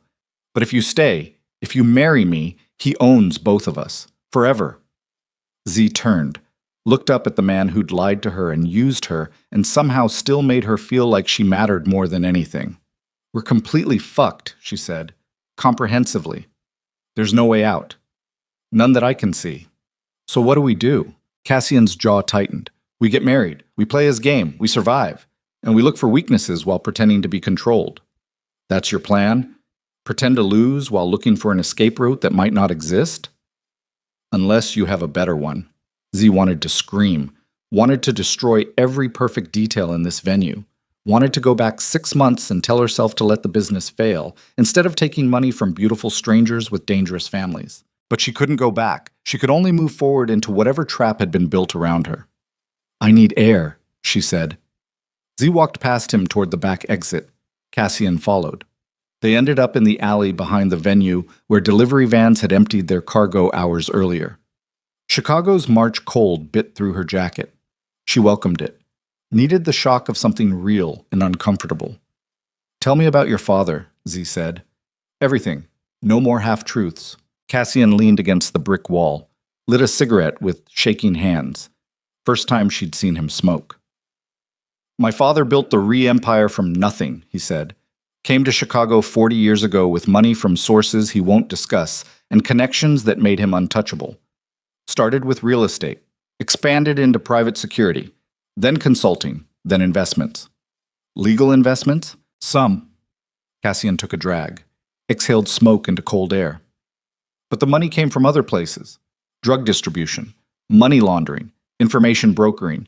He built a network that touches every part of this city's underworld while maintaining a completely legitimate public face. And you grew up in that. I grew up being trained to inherit it. Private schools, business degree, law school, all of it designed to make me the perfect frontman for operations that required respectability. His voice went flat, empty. My father's plan was always to retire and hand everything to me, keep the empire running through generations. But you didn't want it. I wanted to be legitimate. Actually legitimate. Not just pretending. Cassian crushed the cigarette under his shoe. 5 years ago, I started extracting myself. Sold off the illegal assets I controlled. Cut ties with the dangerous contacts. Built separate businesses that had nothing to do with his operations. And he let you? He thought it was a phase. Rebellion. Something I'd grow out of once I understood how power actually works. Cassian looked at her. But I didn't grow out of it. I got more determined. Started cooperating with federal investigators who've been building cases against various family associates. Z's stomach dropped. You're an informant? Not officially, but I've provided information, testified under seal, helped dismantle parts of the network in exchange for immunity for my legitimate businesses. Does your father know? He suspects. Can't prove it. But the arrests over the last 2 years, the investigations, he knows someone inside the family is cooperating. Cassian's hands flexed, which makes me either an asset he needs to control or a threat he needs to eliminate. And marrying me controls you, completely, because now he can threaten you to make me do anything he wants. Stop cooperating with investigators. Return to the family business. Protect the empire instead of helping destroy it. His voice cracked. I thought I was saving myself. Instead, I handed him the perfect weapon. Z processed this standing in a freezing alley behind a venue designed for love while learning she'd been turned into leverage against a federal informant trying to escape his criminal family. This is so much worse than I thought, she said. Yes, we can't get married. If we don't, he destroys you and probably kills me. If we do, we're trapped forever. Yes, those are terrible options. Welcome to my life. Z paced the length of the alley, trying to think, trying to find the angle that made any of this survivable. The investigators, she said. Can they help? Not without evidence. And anything I provide now looks like I'm trying to leverage them against my father in a personal dispute. Cassian pushed off the wall. The cases they're building take years. They need documentation, testimony from multiple sources, concrete proof that survives legal challenges. How long? 18 months, maybe 2 years, if everything goes perfectly. We don't have 18 months. No, Z stopped pacing. What happens if we just run, take the money and disappear? He finds us. My father has resources you can't imagine. Connections across multiple countries, people who owe him favors. Cassian moved closer. And when he finds us, he makes an example. Not just to punish us. To show everyone else what happens when you try to leave. So we're trapped. Completely. And getting married tonight makes it worse. Yes. But not getting married also makes it worse. Also, yes, Z laughed, a harsh sound that echoed off brick walls. This is the worst proposal I've ever received. It's not a proposal. It's a hostage situation. Romance is dead. Murdered by my father and buried in legal complications. Cassian caught her hand, held it carefully. I'm sorry. I'm so sorry I dragged you into this. You deserved better than being weaponized against someone trying to escape his family. Stop apologizing. I can't, because this is my fault. All of it, from the beginning. Z looked down at their joined hands. His fingers were cold, shaking slightly. The perfect control he usually maintained had cracked completely, leaving someone terrified and exhausted and utterly out of moves. I need to tell you something, Z said, and you're not going to like it. I already don't like anything about this situation. 2 days ago, when I got your video, I made copies, sent them to 3 different people with instructions to release everything if something happened to me. She met his eyes. Your father's threats, your confession about the family business, everything. Cassian went very still. To who? A journalist who specializes in organized crime, a lawyer who handles whistleblower cases, and the FBI field office that's investigating your family. Z. I wasn't bluffing when I told your father I had insurance. I actually did it, set up a dead man's switch before I confronted him. Her voice stayed steady despite her heart trying to break through her ribs. So if he kills us, everything goes public. Your cooperation with investigators, his threats, the whole story. Silence filled the alley. Then Cassian said quietly, You just made yourself untouchable. Or I painted a target on my back that's even bigger. No, my father can't touch you now without triggering exactly the kind of exposure he spent decades avoiding. Cassian's hands came up to frame her face. You brilliant, terrifying, completely insane woman. I had a lot of time to think while you were missing. You built a nuclear option. I built the only leverage that matters to someone like your father. Z's hands covered his. He can threaten my business, can ruin my reputation, but he can't kill me, and he can't make me disappear, because the second he does, everything explodes. Which means we have actual power, Z finished. Not much, but some. Enough to negotiate. Cassian's expression shifted. Something that could have been hope if hope hadn't been beaten down so many times. What kind of negotiation? He asked. The kind where we get married on our terms, not his. Z pulled back enough to see his face clearly. We go through with the wedding tonight. Make it look like he won, but we include conditions.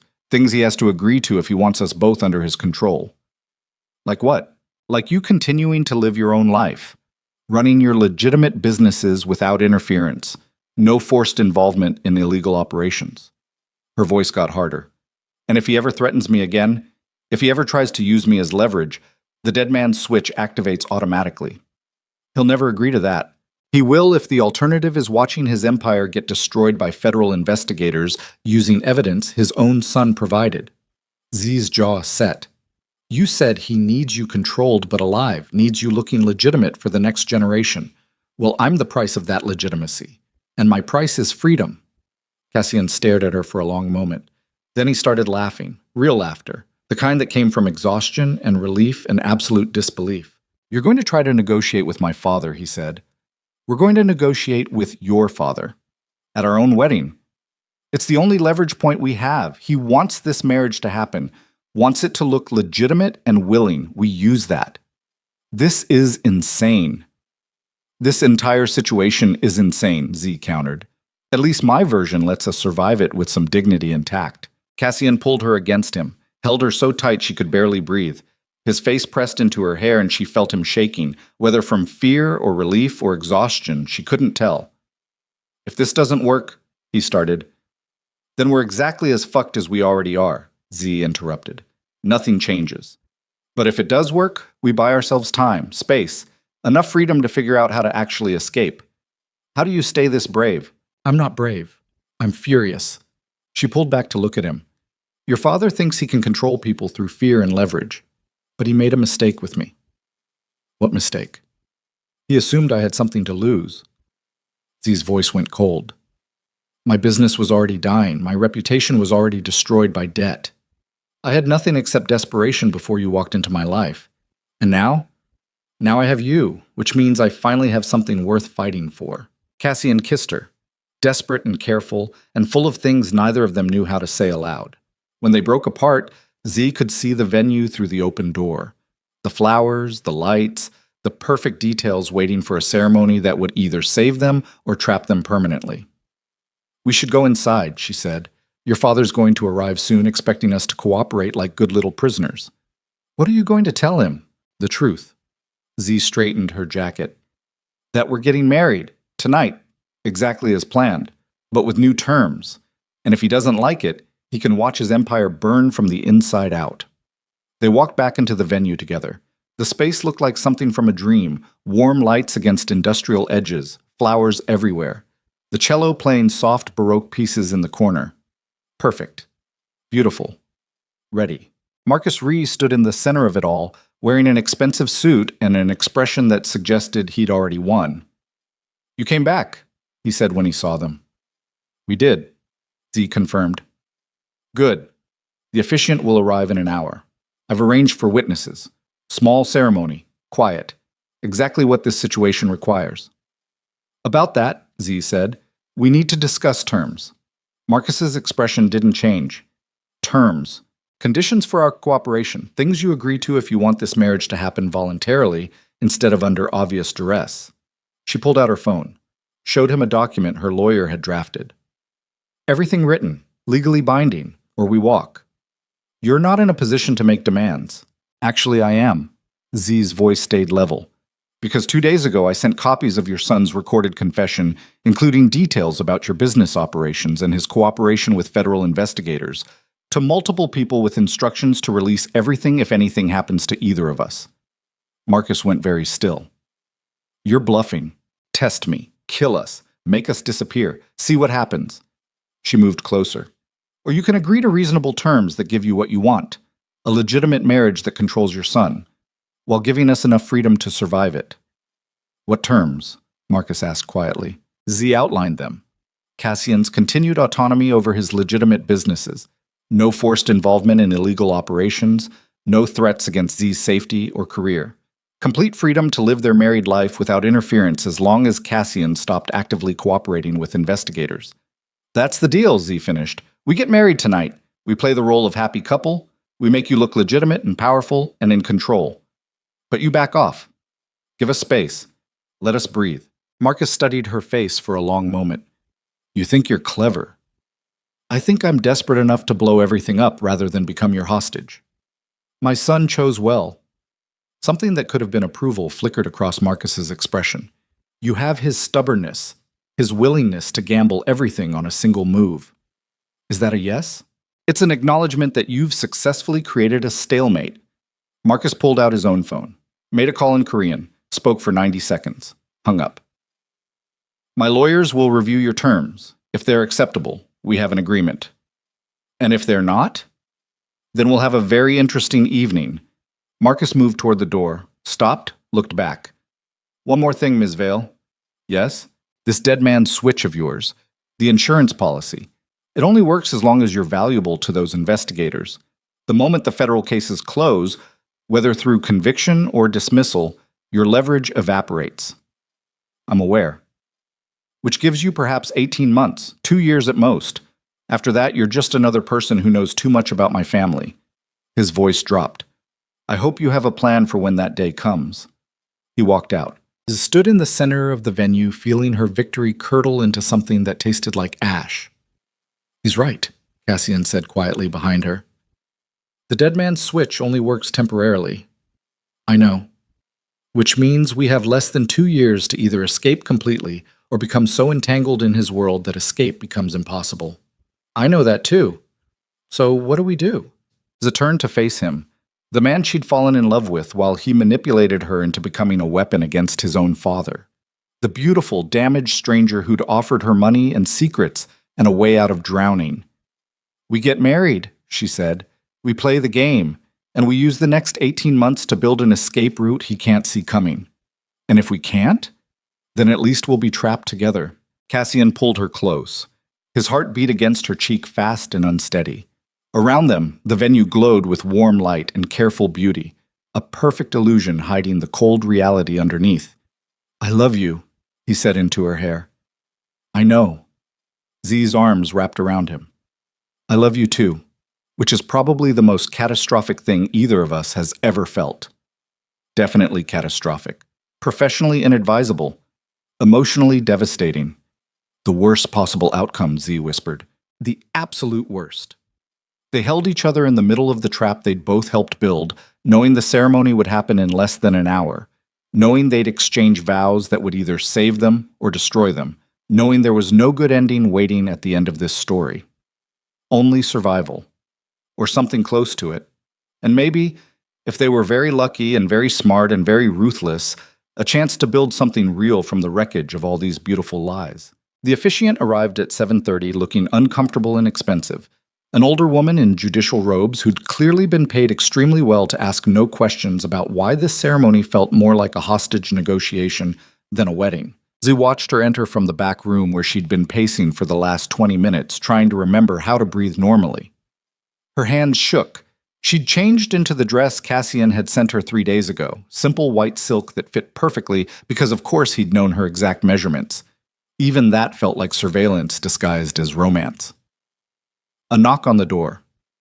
It's me, Cassian's voice came through the wood. You're not supposed to see the bride before the ceremony.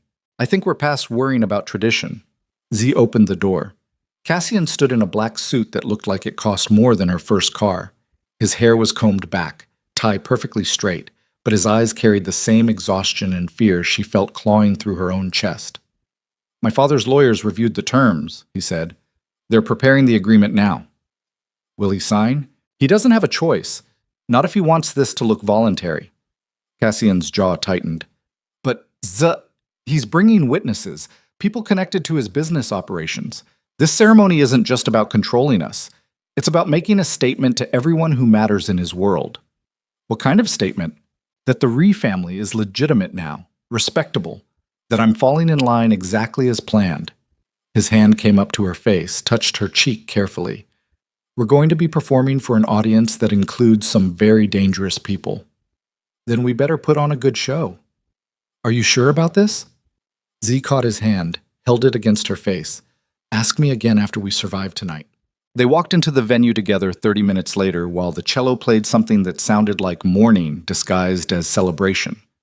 20 people sat in chairs arranged in neat rows, all of them strangers to Z, all of them watching with expressions that calculated value and vulnerability in the same breath. Marcus Ree stood at the front beside the officiant, looking like victory had always been inevitable. The ceremony began. Z barely heard the words. She stood beside Cassian, holding his hand so tight her fingers went numb while the officiant read through standard vows that meant nothing and everything simultaneously. Around them, the venue glowed with the beauty Z had designed, flowers and lights, and perfect details that now felt like set dressing for a tragedy. "Do you, Cassian Ree, take this woman?" "I do," Cassian interrupted. His voice carried across the space with absolute certainty. No hesitation. No doubt. The officiant blinked, recovered, turned to Z. "And do you, Zephrine Vale?" "I do," Zia said before she could finish. Silence stretched through the venue. Then Marcus started clapping, slow, measured. The sound echoed off exposed brick while his guests joined in with enthusiasm that felt rehearsed. "You may kiss the bride," the officiant said quietly. Cassian pulled Z close and kissed her like they were alone, instead of performing for 20 witnesses who'd come to watch a trap spring shut. His hand tangled in her hair, her fingers dug into his shoulders. The kiss tasted like desperation and defiance and promises neither of them knew if they could keep. When they broke apart, Z saw Marcus approaching with a leather folder. "Congratulations," he said with a smile that never reached his eyes. "You're officially family now." He opened the folder. Inside were the terms Z had demanded, typed on legal letterhead, notarized, ready for signatures. She scanned the document quickly. Everything she'd asked for was there: Cassian's autonomy, her protection, freedom within the marriage. And at the bottom, one additional clause she hadn't written. All terms void if either party violates confidentiality regarding Ree-family business operations or cooperates with law enforcement investigations after the date of this agreement. Z's stomach dropped. "That wasn't in our negotiation," she said. "It's a reasonable addition," Marcus replied. "You get your freedom. We get insurance that you won't use it against us. This changes everything." "This changes nothing, unless you were planning to continue assisting federal investigators." Marcus's gaze shifted to Cassian. "Were you planning to do that, son?" Cassian's face went carefully blank. "No." "Then sign." Z looked at the clause again. Read it 3 times, trying to find the loophole. There wasn't one. If Cassian continued cooperating with the federal investigation after tonight, the entire agreement became void. Marcus could destroy them both. The dead man's switch wouldn't matter because Zay would have technically violated the contract first. "This makes the marriage worthless, as protection," she said quietly. "No," Marcus corrected. "This makes the marriage worth exactly what it always was. A leash. You wanted terms, I'm giving them to you. But I'm also making sure those terms include consequences for betrayal. We need time to review this with a lawyer. You have 30 seconds. Then the agreement expires and we proceed without terms at all." Marcus checked his watch. 25 seconds. Z's heart hammered. She looked at Cassian. He stared at the document like it held execution orders. "If we don't sign," she started. "We have nothing," Cassian finished. "No protection, no leverage, just his goodwill, which doesn't exist. If we do sign, I stop cooperating with investigators. The federal cases lose their inside source, and we hope they have enough evidence already to proceed without me." 20 seconds, Marcus said. "Do they?" Z asked. "Do the investigators have enough?" "I don't know." Cassian's voice came out strained, raw. "Maybe. If the cases are as strong as they claimed. But without me actively providing information, 15 seconds. Z grabbed the pen. Her hand shook so hard the signature came out jagged, barely legible. She shoved the document at Cassian. "Sign it. Sign it, or we have nothing. At least this way we buy time." Cassian took the pen, hesitated with it hovering over the signature line. Around them, Marcus's guests watched like they were witnessing something far more interesting than a wedding. 10 seconds, Marcus said. Cassian signed. The pen scratched across expensive paper, sealing them both into an agreement that might save them, or destroy them, or somehow manage to do both simultaneously. Marcus took the folder back, closed it with a snap that sounded like a cell door locking. "Excellent," he said. "Now let's celebrate." The reception began immediately, catering staff appearing with champagne and appetizers while a jazz quartet set up in the corner. Marcus's guests transformed from silent witnesses into a party crowd, talking and laughing like they hadn't just watched two people sign away their futures. Ze stood beside Cassian, accepting congratulations from strangers whose names she'd never remember. Her face hurt from forcing smiles. Her hand ached from shaking hands with people who looked at her like she was a newly acquired asset. "You did well," a woman in her 50s said, gripping Z's hand with manicured nails. Marcus's son needed someone strong, someone who wouldn't break under pressure. "Thank you," Zia managed. "Of course, strength only matters if you're smart enough to recognize when you're beaten." The woman's smile sharpened. "I hope you're that smart." She walked away before Z could respond. Cassian appeared at her elbow with 2 glasses of champagne. That was Helen Park. She runs money laundering operations through real estate fronts across 6 states. "Your father invited money launderers to our wedding. He invited business associates. That they happen to be criminals is incidental." Cassian drank his champagne in 3 swallows. "This entire guest list is a power demonstration. Every person here represents a piece of his empire, and we just became the newest pieces on display. I need air. We can't leave yet. Not until we've made the rounds. Proven we're cooperative and controlled. I'm going to throw up. Do it quietly." Cassian set both glasses down and caught her hand. "Come on. Let me introduce you to the people who now own pieces of our future." The next hour became a blur of forced conversations with dangerous people pretending to be legitimate businessmen. A man who controlled dock workers' unions and used them to move contraband. A woman who owned a chain of check cashing stores that existed solely to facilitate illegal transactions. A lawyer who specialized in making evidence disappear. All of them congratulated Z on her marriage. All of them looked at her like they were calculating her breaking point. By 9 o'clock, Z's face ached from smiling and her hand hurt from gripping champagne glasses she barely drank. She excused herself to the bathroom and locked the door behind her with shaking hands. The woman in the mirror looked like a stranger. White dress, perfect makeup, hair styled in elegant waves, everything beautiful and false and carefully constructed to hide the screaming panic underneath. Her phone buzzed. Text from a number she didn't recognize. "We need to talk, outside, back alley, 5 minutes. Come alone." "Agent Carson." FBI Z's heart stopped. She stared at the message, trying to process. FBI. Here. Now. During her wedding reception. This was either salvation or a trap. She texted back, "How do I know you're really FBI?" The response came immediately. "Because Cassian Rhee has been cooperating with our investigation for 18 months under the codename Architect. He provided testimony regarding his father's money laundering operations. And you just signed a contract promising he'd stop. We need to talk about that." Z's hand shook so hard she nearly dropped the phone. The investigation knew about tonight. Knew about the contract, which meant they'd been watching, listening, documenting everything. She typed, 5 minutes. Z fixed her makeup with numb fingers, checked that the hallway was empty, slipped out the back exit into the alley where she'd stood with Cassian hours earlier planning their survival. A woman in her 40s waited in the shadows, wearing a dark suit and an expression that suggested she'd seen worse things than forced marriages. "Agent Carson," she said, showing credentials. "FBI Organized Crime Division. We need to talk about your new husband." "He signed the contract," Z said. "He agreed to stop cooperating. That's it. We're done." "Except you're not." Carson moved closer. "Because that contract your father-in-law drafted? It's worthless. Cassian can't legally agree to stop cooperating with an ongoing federal investigation. Any contract requiring him to do so is void." "What?" "You can't sign away cooperation with law enforcement. Doesn't work that way. Which means the contract you both just signed in front of 20 witnesses has no legal standing." Carson pulled out a folder. "Which also means you're not actually protected by its terms." Z's stomach dropped. "Marcus doesn't know that."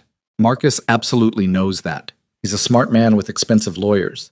He knows the contract is worthless." Carson's voice softened slightly. "But he also knows you don't know that. Which means he just tricked you both into thinking you have protection when you actually have nothing."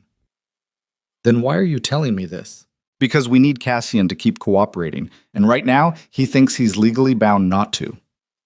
Carson opened the folder showing photos of Marcus with various associates. We're 48 hours from executing warrants across 15 locations connected to family operations. Money laundering, drug distribution, human trafficking. We have 18 months of evidence, but we need Cassian's testimony to tie it directly to Marcus. He can't testify, not without violating the contract that's legally void. But if Marcus thinks it's valid, if he thinks Cassian violated it, Z's brain raced through implications. He'll kill us both. Which is why we're offering protection. Witness protection, new identities, complete extraction. Carson's eyes met hers. We execute the warrants in 48 hours, Cassian testifies. Marcus and his entire operation go down, and you both disappear into new lives somewhere his reach can't touch. Witness protection. Z laughed harshly. You want us to give up everything, our names, our lives, everything. I want you to survive. Because if you stay in Chicago after Marcus figures out his contract is worthless, and he will figure it out, you're both dead. Carson pulled out a burner phone. This is your lifeline. When you're ready to accept extraction, you call. We'll have a team at your location in under 5 minutes. And if we don't call, then I'll see you both at Marcus Ree's trial, assuming you live that long. Carson walked away, leaving Z alone in the alley holding a burner phone and the knowledge that she'd just married into a trap that was even worse than she'd thought. She stood there in her wedding dress, breathing cold air and trying to think, trying to find the angle that let them survive without destroying everything. There wasn't one. Either they ran, gave up their names and lives and everything they'd built, or they stayed and waited for Marcus to figure out the contract was worthless and kill them both. Her phone buzzed. The regular one, not the burner. Text from Cassian. Where are you? People are asking. Z typed back. Outside. Needed air. Be right there. She shoved the burner phone in her bra and walked back inside. The reception continued like nothing had changed. Jazz played. People danced. Marcus held court in the center of the room, surrounded by associates who laughed at his jokes and looked at him with calculated fear disguised as respect. Z found Cassian near the windows, watching the party with empty eyes. We need to talk, she said quietly. Not here. It can't wait. The FBI was outside. They want you to keep testifying. They're executing warrants in 48 hours. And the contract your father made us sign is legally worthless. Cassian went very still. What? You can't legally agree to stop cooperating with law enforcement. The contract is void. Which means we're not protected by its terms, which means your father just tricked us both into thinking we had leverage when we actually have nothing. He knows that. Of course he knows that. He's been playing us the entire time. Z's voice came out harsh, strained. The FBI is offering witness protection, new identities, complete extraction. We have 48 hours to decide. Witness protection means giving up everything. Staying means dying when your father figures out we know the truth about the contract. He might not. Cassian. Z grabbed his arm. He already knows. This whole thing was about making sure we felt safe enough to relax our guard. Making us think we won. And then, a crash interrupted her. They both turned toward the sound. Marcus stood in the center of the room holding a champagne glass that had shattered on the marble floor. His face had gone white. Not with rage. With fear. Someone had handed him a phone. He was reading something on the screen with an expression that suggested the world was ending. Then his eyes found Cassian across the room. Everyone out, Marcus said quietly. Nobody moved. Now! His voice exploded through the space. Everyone except family. Get out.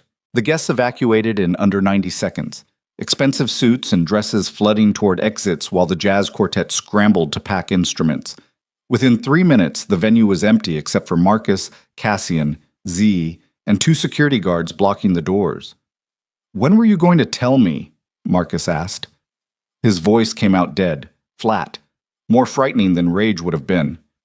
Tell you what, Cassian replied, that the FBI is executing warrants tomorrow morning, that they've been building cases against every major operation for 18 months, that my own son has been cooperating the entire time. Marcus moved closer. Or were you planning to just let me find out when federal agents kicked down my door? How did you... Cassian started. I have people inside the FBI. Did you think I wouldn't? Did you think I'd just trust that you'd stop cooperating because of a worthless contract? Marcus's composure cracked. Tomorrow morning. They're hitting 15 locations simultaneously. They have evidence, testimony, documentation, everything they need to destroy 3 generations of work. Good, Cassian said quietly. Marcus hit him. The punch landed solid across Cassian's jaw, snapping his head sideways. Z screamed. Cassian stumbled but didn't fall. Blood appeared at the corner of his mouth. You ungrateful! Marcus's hands shook. I built this empire for you. Everything I did was so you could inherit power, real power, not some legitimate business fantasy that collapses the moment real players get involved. I didn't want your empire, Cassian said through bloody teeth. I wanted a life that didn't involve looking over my shoulder waiting for federal raids or assassinations or betrayals from business partners. You wanted weakness, safety, things that don't exist in the real world. Then maybe I don't want to live in your real world. Marcus pulled a gun. The movement was smooth, practiced. He held it with the casual comfort of someone who'd carried weapons for decades. Don't, Z said. Her voice came out strangled. Don't do this. This doesn't concern you, Marcus replied without looking at her. She's my wife, Cassian said. Everything concerns her now. Your wife, Marcus laughed bitterly. The woman you married as part of some desperate escape plan. You think that means anything? You think she's actually going to stand by you when federal agents offer her immunity for testifying against me? I'm standing right here, Z said. For now. Marcus finally looked at her. But tomorrow morning, when the FBI raids begin and your new husband gets arrested as a cooperating witness, you'll be the first person they offer a deal to. And you'll take it, because you're smart enough to recognize when a situation is lost. Maybe.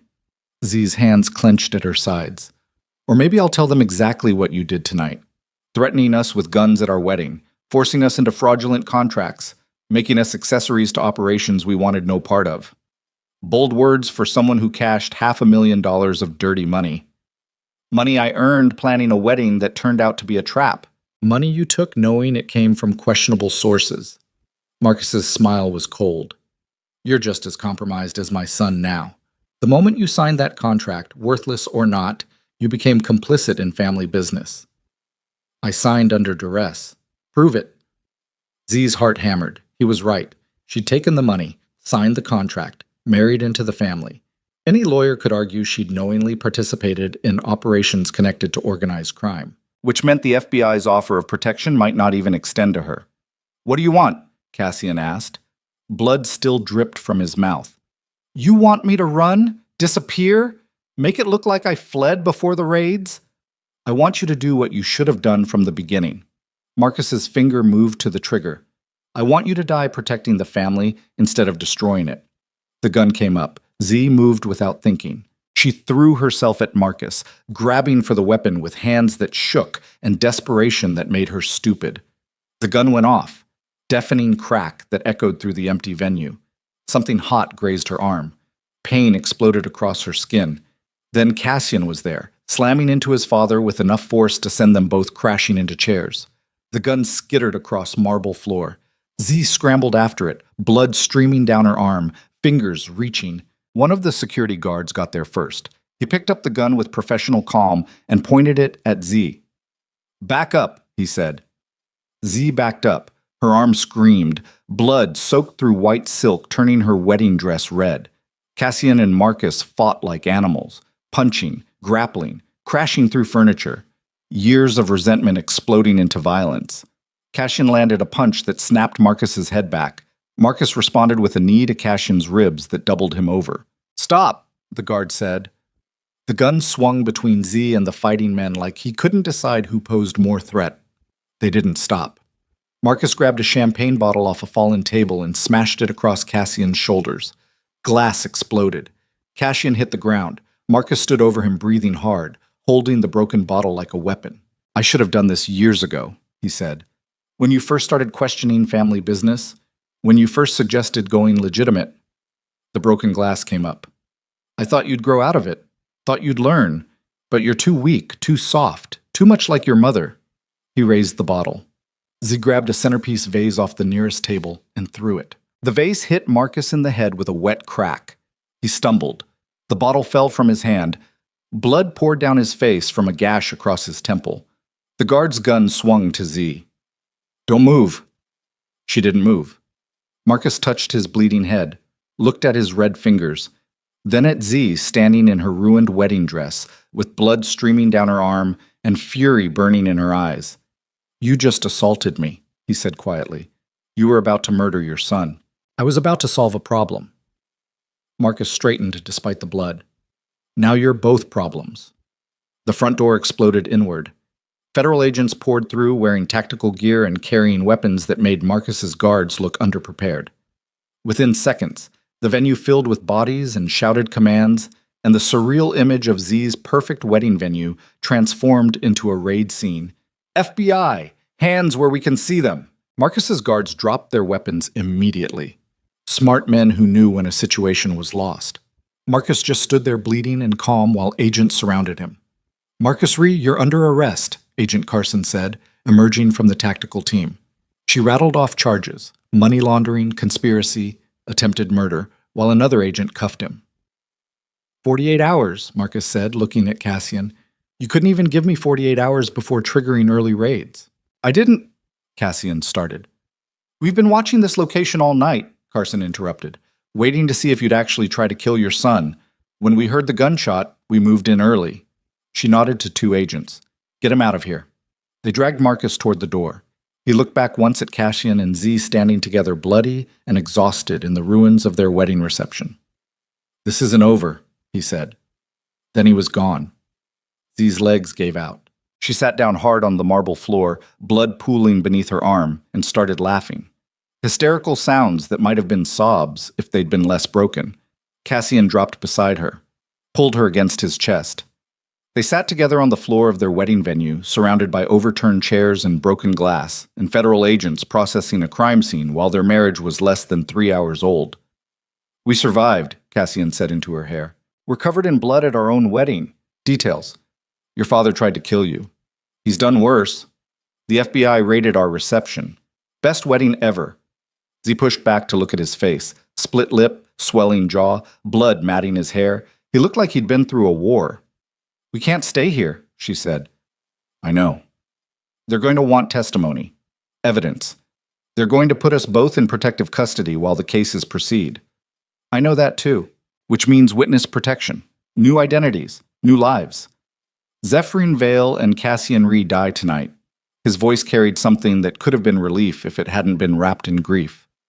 "And someone new gets to live." Z looked around the venue one last time, the flowers she'd chosen, the lights she'd designed, the perfect details that represented the last fragments of the life she'd built before everything exploded. "I never even got to eat my own wedding cake," she said. Cassian started laughing, real laughter that turned into a cough that made him wince and clutch his ribs. Agent Carson appeared above them. "We need to get you both to a hospital, then a secure location. The Ree family has associates who will be looking for revenge." "How long?" Z asked. "How long what?" "How long until we can stop running?" Carson's expression softened slightly. "Years? Maybe never. Men like Marcus Ree have long memories and longer reach." She offered a hand to help Z up.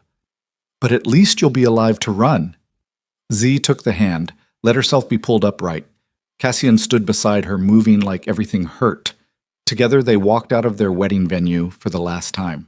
Outside, Chicago's night wrapped around them cold and indifferent. Police lights strobed across building faces. Media vans were already arriving, news crews who'd gotten word about a major FBI raid. This would be everywhere by morning. Their faces, their names, the story of a wedding that ended in federal arrests and attempted murder. Z looked at Cassian standing beside her in his destroyed suit with blood on his face and exhaustion in his eyes. "Hi," she said. "I'm your wife." "Hi," he replied. "I am your husband. This is terrible. Catastrophically bad. The worst possible outcome. Absolutely the worst." They were loaded into separate ambulances, protocol, the agent said, until they could verify neither of them posed security risks to the other. Z sat in the back of the ambulance while a paramedic cleaned the bullet graze on her arm and wrapped it in clean bandages. Through the rear window, she could see Cassian in another ambulance receiving similar treatment. Their eyes met across the distance. He mouthed something that looked like, "I love you." She mouthed back, "I know." Then the doors closed and the ambulance pulled away, carrying her toward hospitals and safe houses and a future that looked nothing like what she'd planned 6 months ago when she'd accepted money from a beautiful stranger.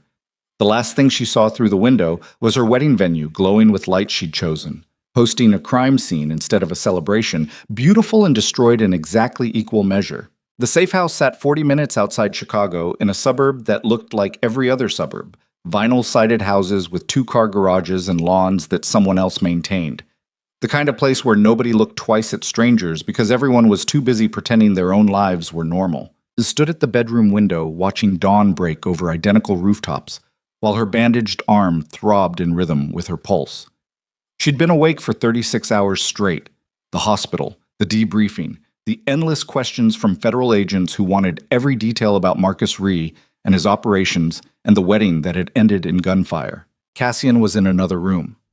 Protocol, they said, until investigators could verify their stories matched, and neither of them posed security risks, like they were suspects instead of victims. Her phone, the burner agent Carson had given her, sat on the nightstand beside a bottle of painkillers she hadn't opened. Outside the door, 2 U.S. Marshals rotated shifts every 8 hours, protecting them from retaliation that might come from Marcus's associates. If it came. When it came. A soft knock interrupted her thoughts. Ms. Vale? A female marshal she didn't recognize. Agent Carson is here, conference room downstairs. Z followed her down to a dining room that had been converted into a command center, laptops, encrypted phones, maps of Chicago with locations marked in red. Carson sat at the head of the table, looking like she'd slept even less than Z had. Sit, Carson said. Z sat. Where's Cassian? Being debriefed separately. Standard procedure. Carson pulled out a folder thick with documents. We executed warrants this morning across 15 locations connected to Ree family operations. Seized financial records, arrested 12 associates, recovered evidence linking Marcus Ree to money laundering operations dating back 20 years. Good. It's not good. It's a start. Carson opened the folder showing photos of men in handcuffs being led from various buildings. But here's the problem. Marcus isn't talking. Neither are his lawyers. And without testimony from someone inside the organization, someone who can verify what these documents actually mean, we have circumstantial evidence that expensive lawyers can challenge in court. You have Cassian's testimony. We have 18 months of recorded statements and documentation he provided, but defense attorneys will argue he had personal motivations to lie about his father. Family conflict, financial disputes, a son trying to destroy his father's legacy out of spite. Carson's finger tapped one of the photos. We need corroboration. Someone else who can verify the operations from inside. I don't know anything about his operations. You know about the wedding, the contract, the threats, the attempted murder. Carson pulled out another document, the marriage contract Z and Cassian had signed. This alone proves Marcus was forcing his son into situations under duress. Shows a pattern of control and coercion. Combined with Cassian's testimony about illegal operations, it builds a narrative that juries understand. You want me to testify? I want you to help us make sure Marcus Ree spends the rest of his life in federal prison instead of walking free because his lawyers created reasonable doubt. Z looked at the photos spread across the table. Marcus in handcuffs. His associates being processed. Buildings she'd never seen connected to operations she'd never understood. What happens if I say no? She asked. She asked him. Then you get new identities and disappear into witness protection like we discussed. You and Cassian. New names, new lives. Somewhere, his father's reach can't touch you. Carson's voice softened slightly. But Marcus walks. Maybe not today. Maybe not this year. But eventually his lawyers find holes in our case, and he cuts a deal or beats the charges entirely. And then he comes looking for the son who betrayed him. Even in witness protection? Men like Marcus have resources you can't imagine. Connections that extend into federal systems. Money that buys information from people who shouldn't be selling it. Carson leaned forward. Witness protection works, but it's not perfect. And the longer Marcus stays free and angry, the more likely he finds you. So testifying keeps us safer. Testifying puts him away permanently, removes the threat entirely. Carson closed the folder. But I won't lie to you. Testifying means your face on the news, your name in court documents. Everyone knowing you were part of bringing down a major organized crime operation. That brings different risks. Like what? Like becoming a target for every associate Marcus has who wants revenge or to prove their loyalty. Like spending years looking over your shoulder waiting for retaliation that might come from people we haven't even identified yet. Carson's expression went hard. There's no safe choice here, Ms. Vale. Only different kinds of danger. Ze stood and walked to the window. Outside, the suburb continued existing in bland normalcy. Someone walked a dog. Someone else retrieved a newspaper. Lives proceeding like the world made sense. I want to talk to Cashin, she said. That can be arranged. Alone. No recording. No agents listening. That's against protocol. I don't care. Z turned to face Carson. You want my cooperation? You want me to testify and help build your case? Then I need 1 hour with my husband, privately. Or I walk. Carson studied her for a long moment, then nodded. 1 hour. But if either of you tries to leave this house, my marshals will stop you. Forcibly, if necessary. Understood. Whoops. They brought Cassian to the living room 20 minutes later. He looked worse than at the hospital. Bruises had darkened across his jaw and ribs. His split lip had swollen. He moved carefully, like everything hurt, but his eyes found hers immediately, and something in his expression cracked open with relief. The agents left them alone. Door closed. Cameras off. 1 hour of privacy in a house surrounded by armed protection. Ze crossed the room and kissed him carefully around the damaged parts of his mouth. His arms came around her, holding tight enough to hurt her wounded arm. She didn't care. I thought they'd separate us permanently, Cassian said against her hair. They tried. I negotiated. With what leverage? Refusal to cooperate. Z pulled back enough to see his face. Carson wants me to testify. Says they need corroboration for your statements. Someone else who can verify Marcus's pattern of control and coercion. You should refuse. That's not your choice. Don't. She moved to the couch, sat down carefully. Her arm screamed in protest. We need to talk about what happens next, real talk. No protecting each other, no noble sacrifices. Cassian sat beside her, close enough that their knees touched. Okay. Carson says testifying puts Marcus away permanently, makes us safer long term, but it also makes us targets for his associates, people who want revenge or to prove loyalty. Z's hands twisted together in her lap. Witness protection keeps us hidden but doesn't guarantee Marcus won't eventually find us. And if he does, if he somehow tracks us down years from now, we're still looking over our shoulders forever. Those are both terrible options. Every option is terrible. That's the point. Z looked at him directly. So I need to know what you want, really want. Not what you think you should want or what you think protects me best. What do you actually want for us? Cassian was quiet for a long time. Outside, suburban sounds continued, car doors closing, lawnmowers humming, ordinary life happening to ordinary people. I want to testify, he said finally. I want to stand in court and tell everyone exactly what my father did. What he built. How he controlled people through fear and money and violence disguised as business. His voice roughened. I want him to hear me explain every operation he thought I didn't understand. Every threat he thought I'd forgotten. Every moment he made me complicit in destroying lives. That's revenge talking. That's justice talking. Cassian's hand found hers. My father spent 30 years building an empire on suffering. He ruined families, destroyed businesses, killed people who got in his way, and he did it all while convincing himself he was building something legitimate for me to inherit. You're not responsible for his choices. No, but I'm responsible for stopping them when I had the chance. His thumb moved across her knuckles. I've been cooperating with investigators for 18 months, providing evidence piece by piece while trying to protect myself. That was cowardice. I should have testified publicly from the beginning, should have burned the whole operation down and accepted the consequences. You would have died. Maybe, but at least I would have died doing the right thing instead of living by doing the convenient thing. Cassian looked at her with eyes that carried exhaustion and determination in equal measure. I want to testify. I want to help put him away permanently. And if that makes me a target for revenge, if that means spending the rest of my life watching for retaliation, at least I'll know I did everything possible to stop him. He's absorbed this. Tried to imagine the life he was describing. Years in witness protection, new identities, constant vigilance, never fully relaxing because somewhere Marcus's associates might still be looking. What about us? She asked. What about this marriage? You think we survive that kind of life? I don't know. His honesty hurt more than lies would have. Most couples in witness protection fail. The stress, the isolation. The inability to maintain connections to anything from your past. It destroys relationships. So you're saying this marriage was already doomed? I'm saying it was built on lies and manipulation and desperation.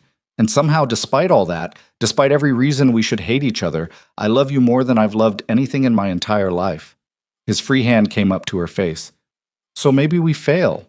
Maybe the stress and isolation destroy us like it destroys everyone else. But at least we'll fail together instead of apart. Z leaned into his touch. That's the least romantic thing you've ever said to me. I'm fresh out of romance. All I have left is truth.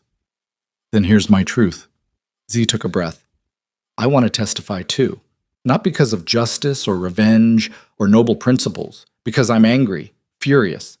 Your father used my desperation against me, turned my failing business into leverage, made me complicit in operations I wanted no part of, then tried to murder you at our own wedding. That's a lot. That's everything. Her voice hardened. So yes, I want to testify. I want to stand in court and explain exactly how he manipulated us both, how he built traps disguised as opportunities, how he created situations where every choice led to destruction except the choice to serve him. You'll be giving up your business, your name, everything you built. My business was already dying.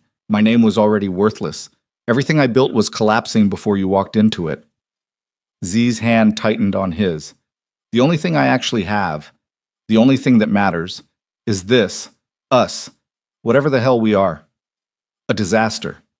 A catastrophic disaster. The worst possible outcome. Absolutely the worst. She kissed him carefully. So let's burn the whole thing down together. They told Carson their decision that afternoon. The agent nodded like she'd expected it. Trial preparation starts immediately. We'll need detailed statements, documentation of every interaction with Marcus, timeline of events, everything. How long until trial? Cassian asked. 6 months minimum. Possibly longer if his lawyers file delays.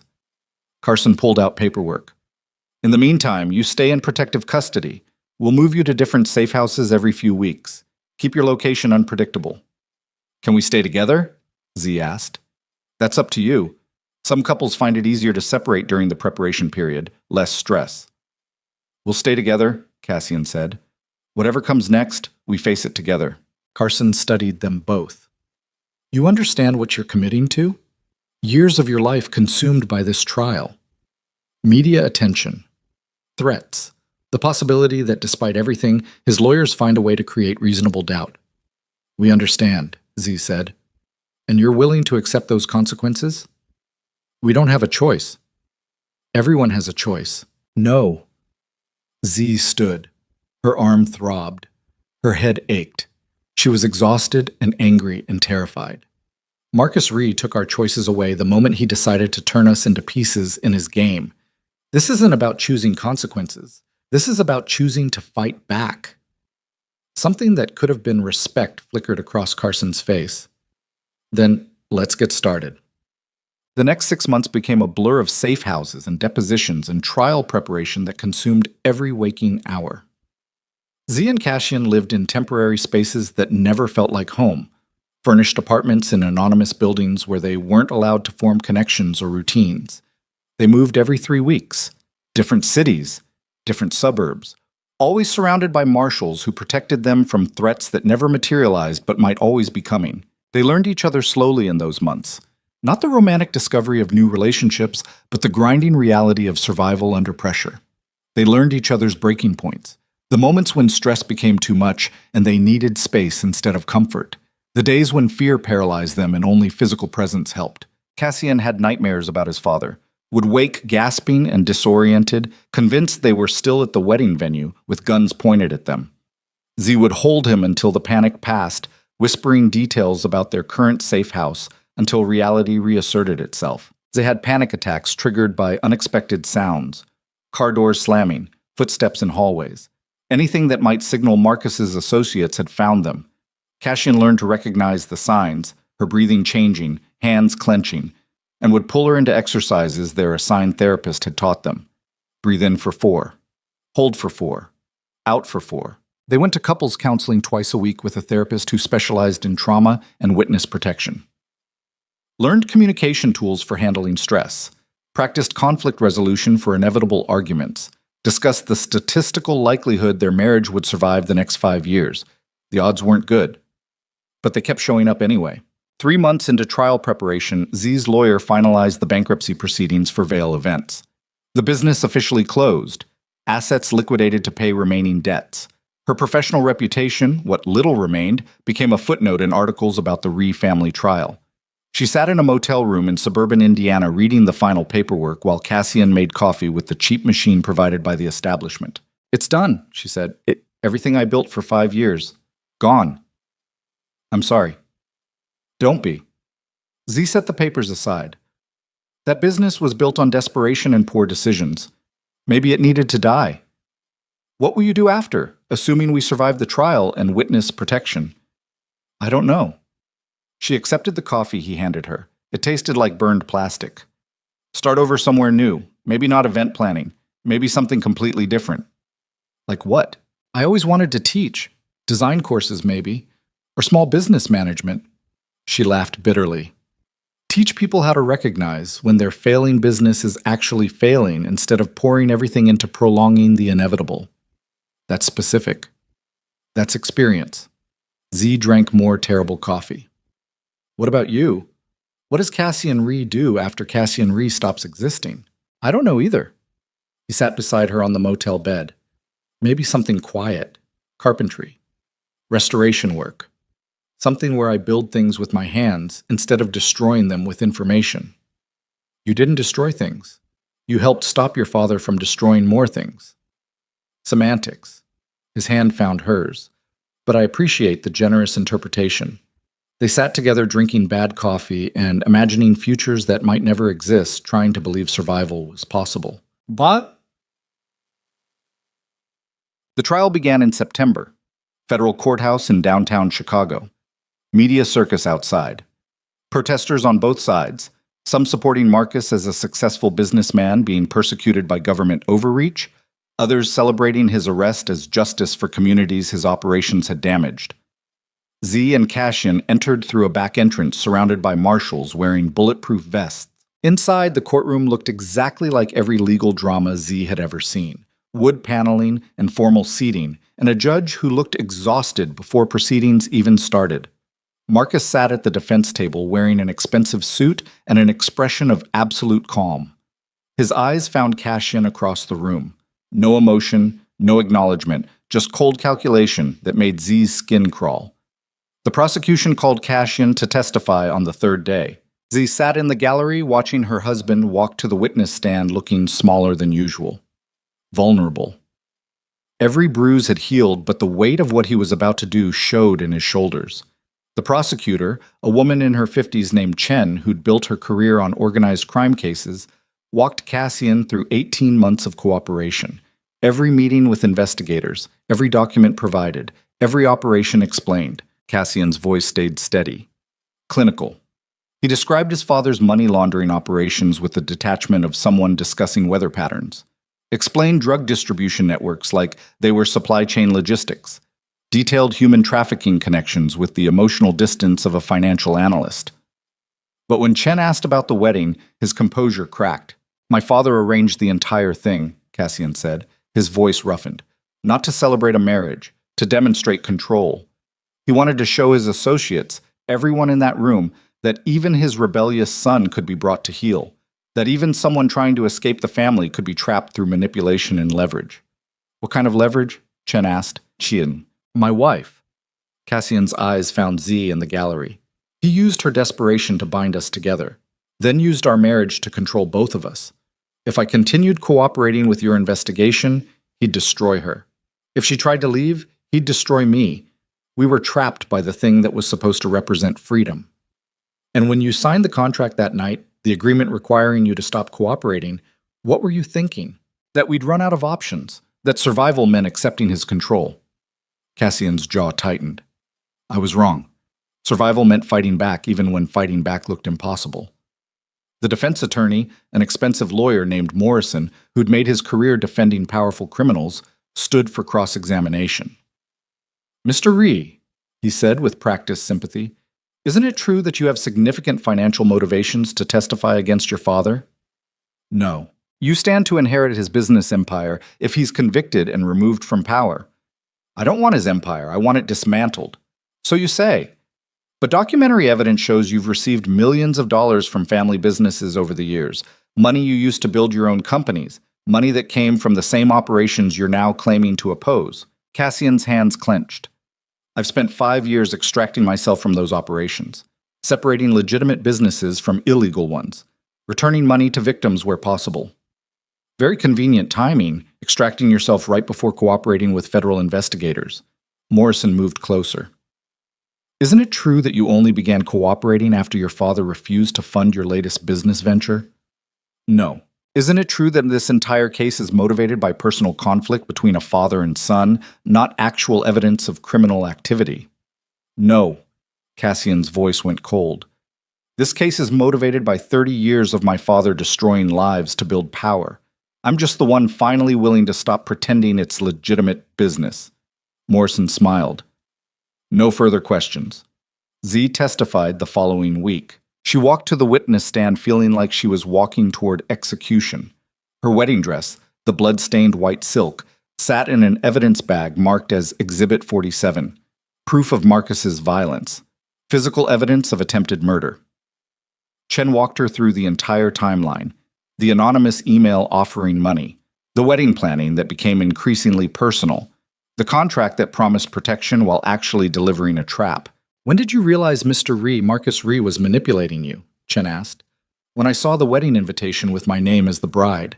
Z's voice stayed steady. Everything suddenly made sense. The personal questions, the specific details. Cassian had been planning my wedding while I thought I was planning someone else's.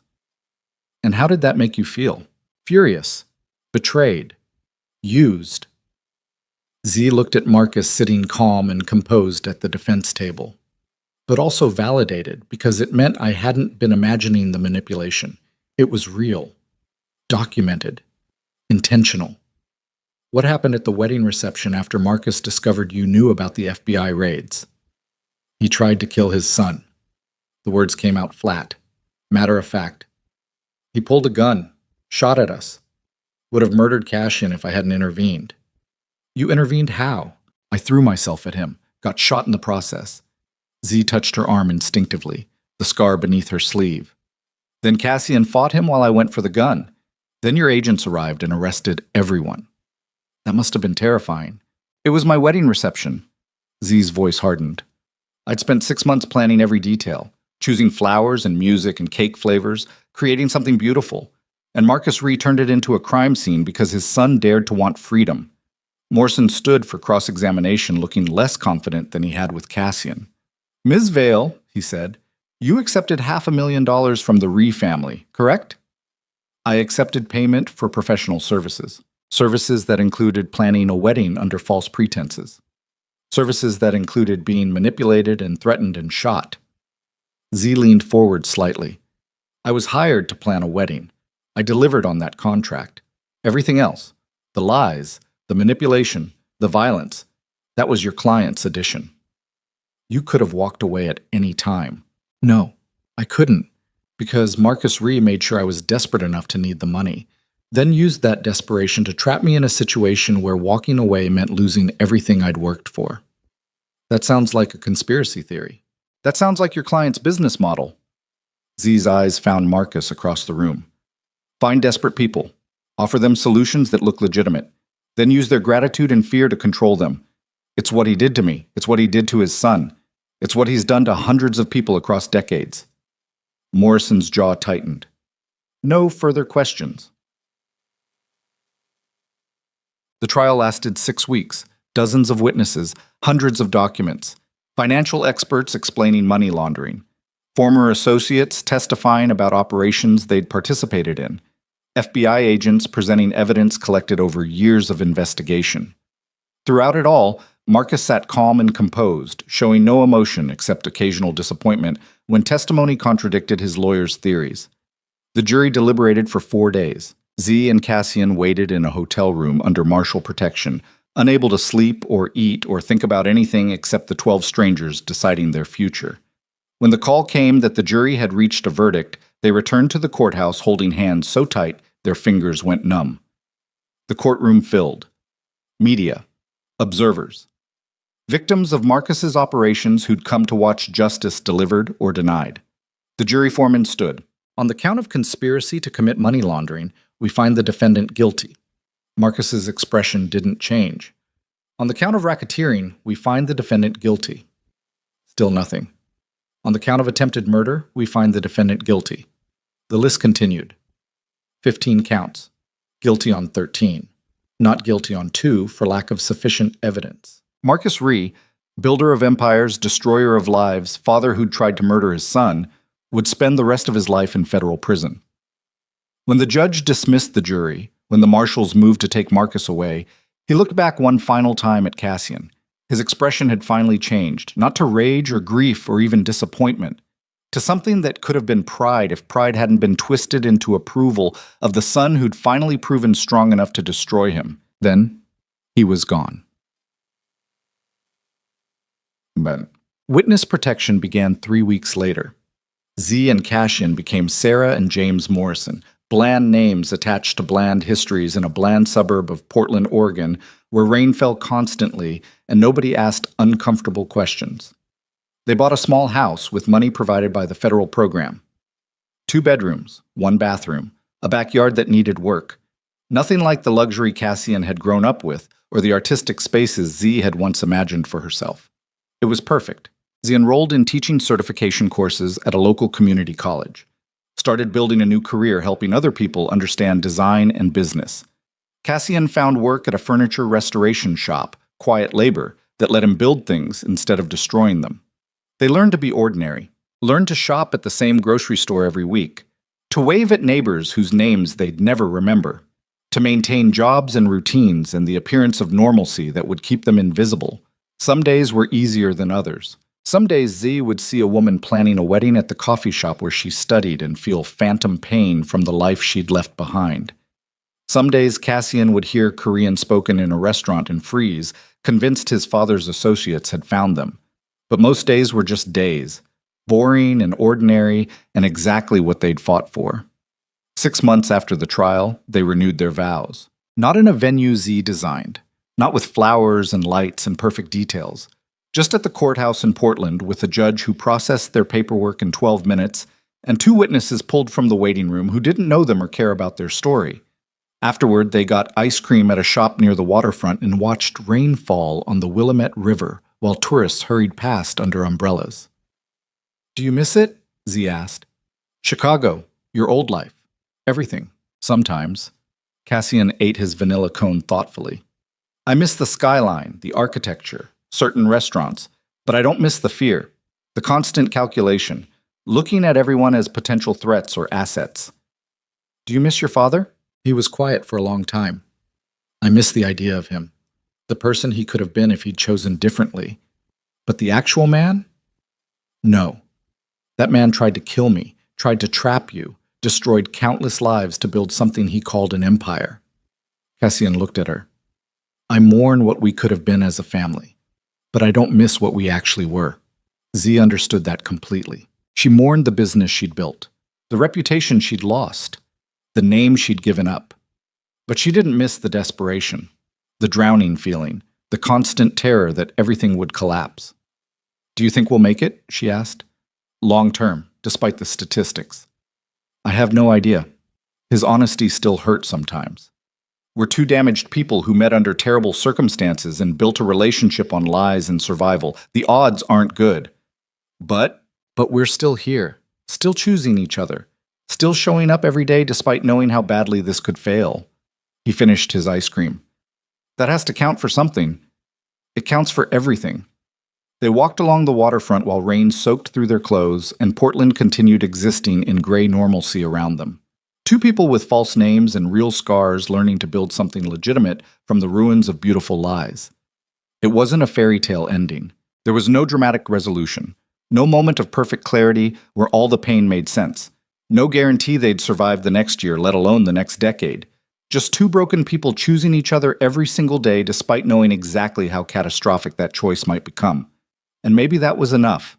Maybe surviving the worst parts of themselves and each other while still choosing to stay was more romantic than any wedding Z could have designed. Maybe love built from wreckage and maintained through conscious choice was stronger than love that came easy. Maybe the best wedding she'd ever been part of wasn't the one she'd designed in secret, or the one that ended in federal raids. Maybe it was this. Two people eating ice cream in the rain, carrying scars and secrets, building ordinary lives from extraordinary damage. Not perfect, not easy, just real. And real, raw, and difficult and honest was exactly what they'd been fighting for all along. 2 years later, Zhu opened a small design consulting business from their home office. Not event planning, not weddings, just helping local businesses with branding and visual identity. Small projects that paid modest fees and required no media attention. She called it Morrison Design Studio. Her new name, her new beginning. Cassian had been promoted to manager at the restoration shop. Spent his days teaching apprentices how to repair damaged furniture, sanding away old finishes, rebuilding broken joints, bringing beauty back to things people had given up on. The metaphor wasn't lost on either of them. They still went to therapy, still had hard days, still struggled with the weight of everything they'd survived and everything they'd lost. But they also had moments of unexpected joy. Lazy Sunday mornings with coffee and newspapers, long walks through Portland's endless rain, dinners with neighbors who knew them as Sarah and James and had no idea about the trial or the violence or the empire that had collapsed. On the 3rd anniversary of their courthouse wedding, Z stood in their backyard planting roses, garden roses like the ones her mother had grown decades ago before everything got complicated. Cassian watched from the porch holding 2 glasses of wine. "Why roses?" he asked when she finished. "Because someone once asked me what flowers reminded me of home." Z wiped dirt from her hands, and I said garden roses, my mom's garden, before everything fell apart. Before me. Before you. She took the wine he offered. But also because of you. Because you asked the question. Because you remembered the answer. Because somehow, despite manipulating me into the worst situation of my life, you also gave me a way back to something real. Cassian looked at the roses. Small plants that would take years to mature into anything resembling his mother's garden. "Do you forgive me?" he asked quietly. "For how we started. For the lies and manipulation and—" "No," Z interrupted. His expression cracked. "But I understand you," she continued. "I understand why you did it. I understand the desperation and fear and belief that honesty would destroy everything before it started." She moved closer. "And I choose you anyway. Not because you deserve forgiveness. Because I want to build something with you that's better than what we both came from." "That's not the same as forgiveness." "No. It's better." Z kissed him carefully. "Forgiveness implies I'm letting go of the past. I'm not. I'm carrying it with me, letting it inform how I move forward, using it to build something stronger than what we would have had if we'd started from honesty. That's complicated. That's marriage." She smiled against his mouth. "The real kind. Not the fairy tale I used to design for clients. The messy, difficult, choose each other despite everything kind." They stood together in their small backyard watching roses that would bloom someday if they cared for them properly. Building ordinary lives in extraordinary ways. And somewhere in Chicago, in a federal prison, Marcus Ree served a life sentence for trying to control people who proved stronger than control. The Ree empire had collapsed, associates imprisoned, operations dismantled, decades of power erased by 18 months of cooperation and 6 weeks of testimony. Sometimes Z wondered if Marcus regretted his choices. If sitting in a cell gave him time to understand the cost of treating people like pieces in a game. But mostly she didn't think about him at all, because thinking about Marcus meant living in the past. And Z had spent too many years drowning in past mistakes and desperate choices. Now she had roses to plant, a business to build, a husband who drove her crazy and loved her anyway, a future that looked nothing like what she'd planned but felt more real than any plan could have delivered. It wasn't the ending she'd imagined when she'd accepted money from a beautiful stranger 6 years ago. It was better. Because it was true. Scarred and complicated and built from choices that acknowledged damage instead of pretending it didn't exist. The most beautiful wedding she'd ever been part of wasn't the one she'd designed in secrecy or the one that ended in arrests. It was this life, this marriage, this choice to stay despite knowing exactly how hard staying would be. Not perfect, not easy, just real. And real, honest, and difficult and worth fighting for was exactly what love looked like when it survived the worst and chose to keep living anyway.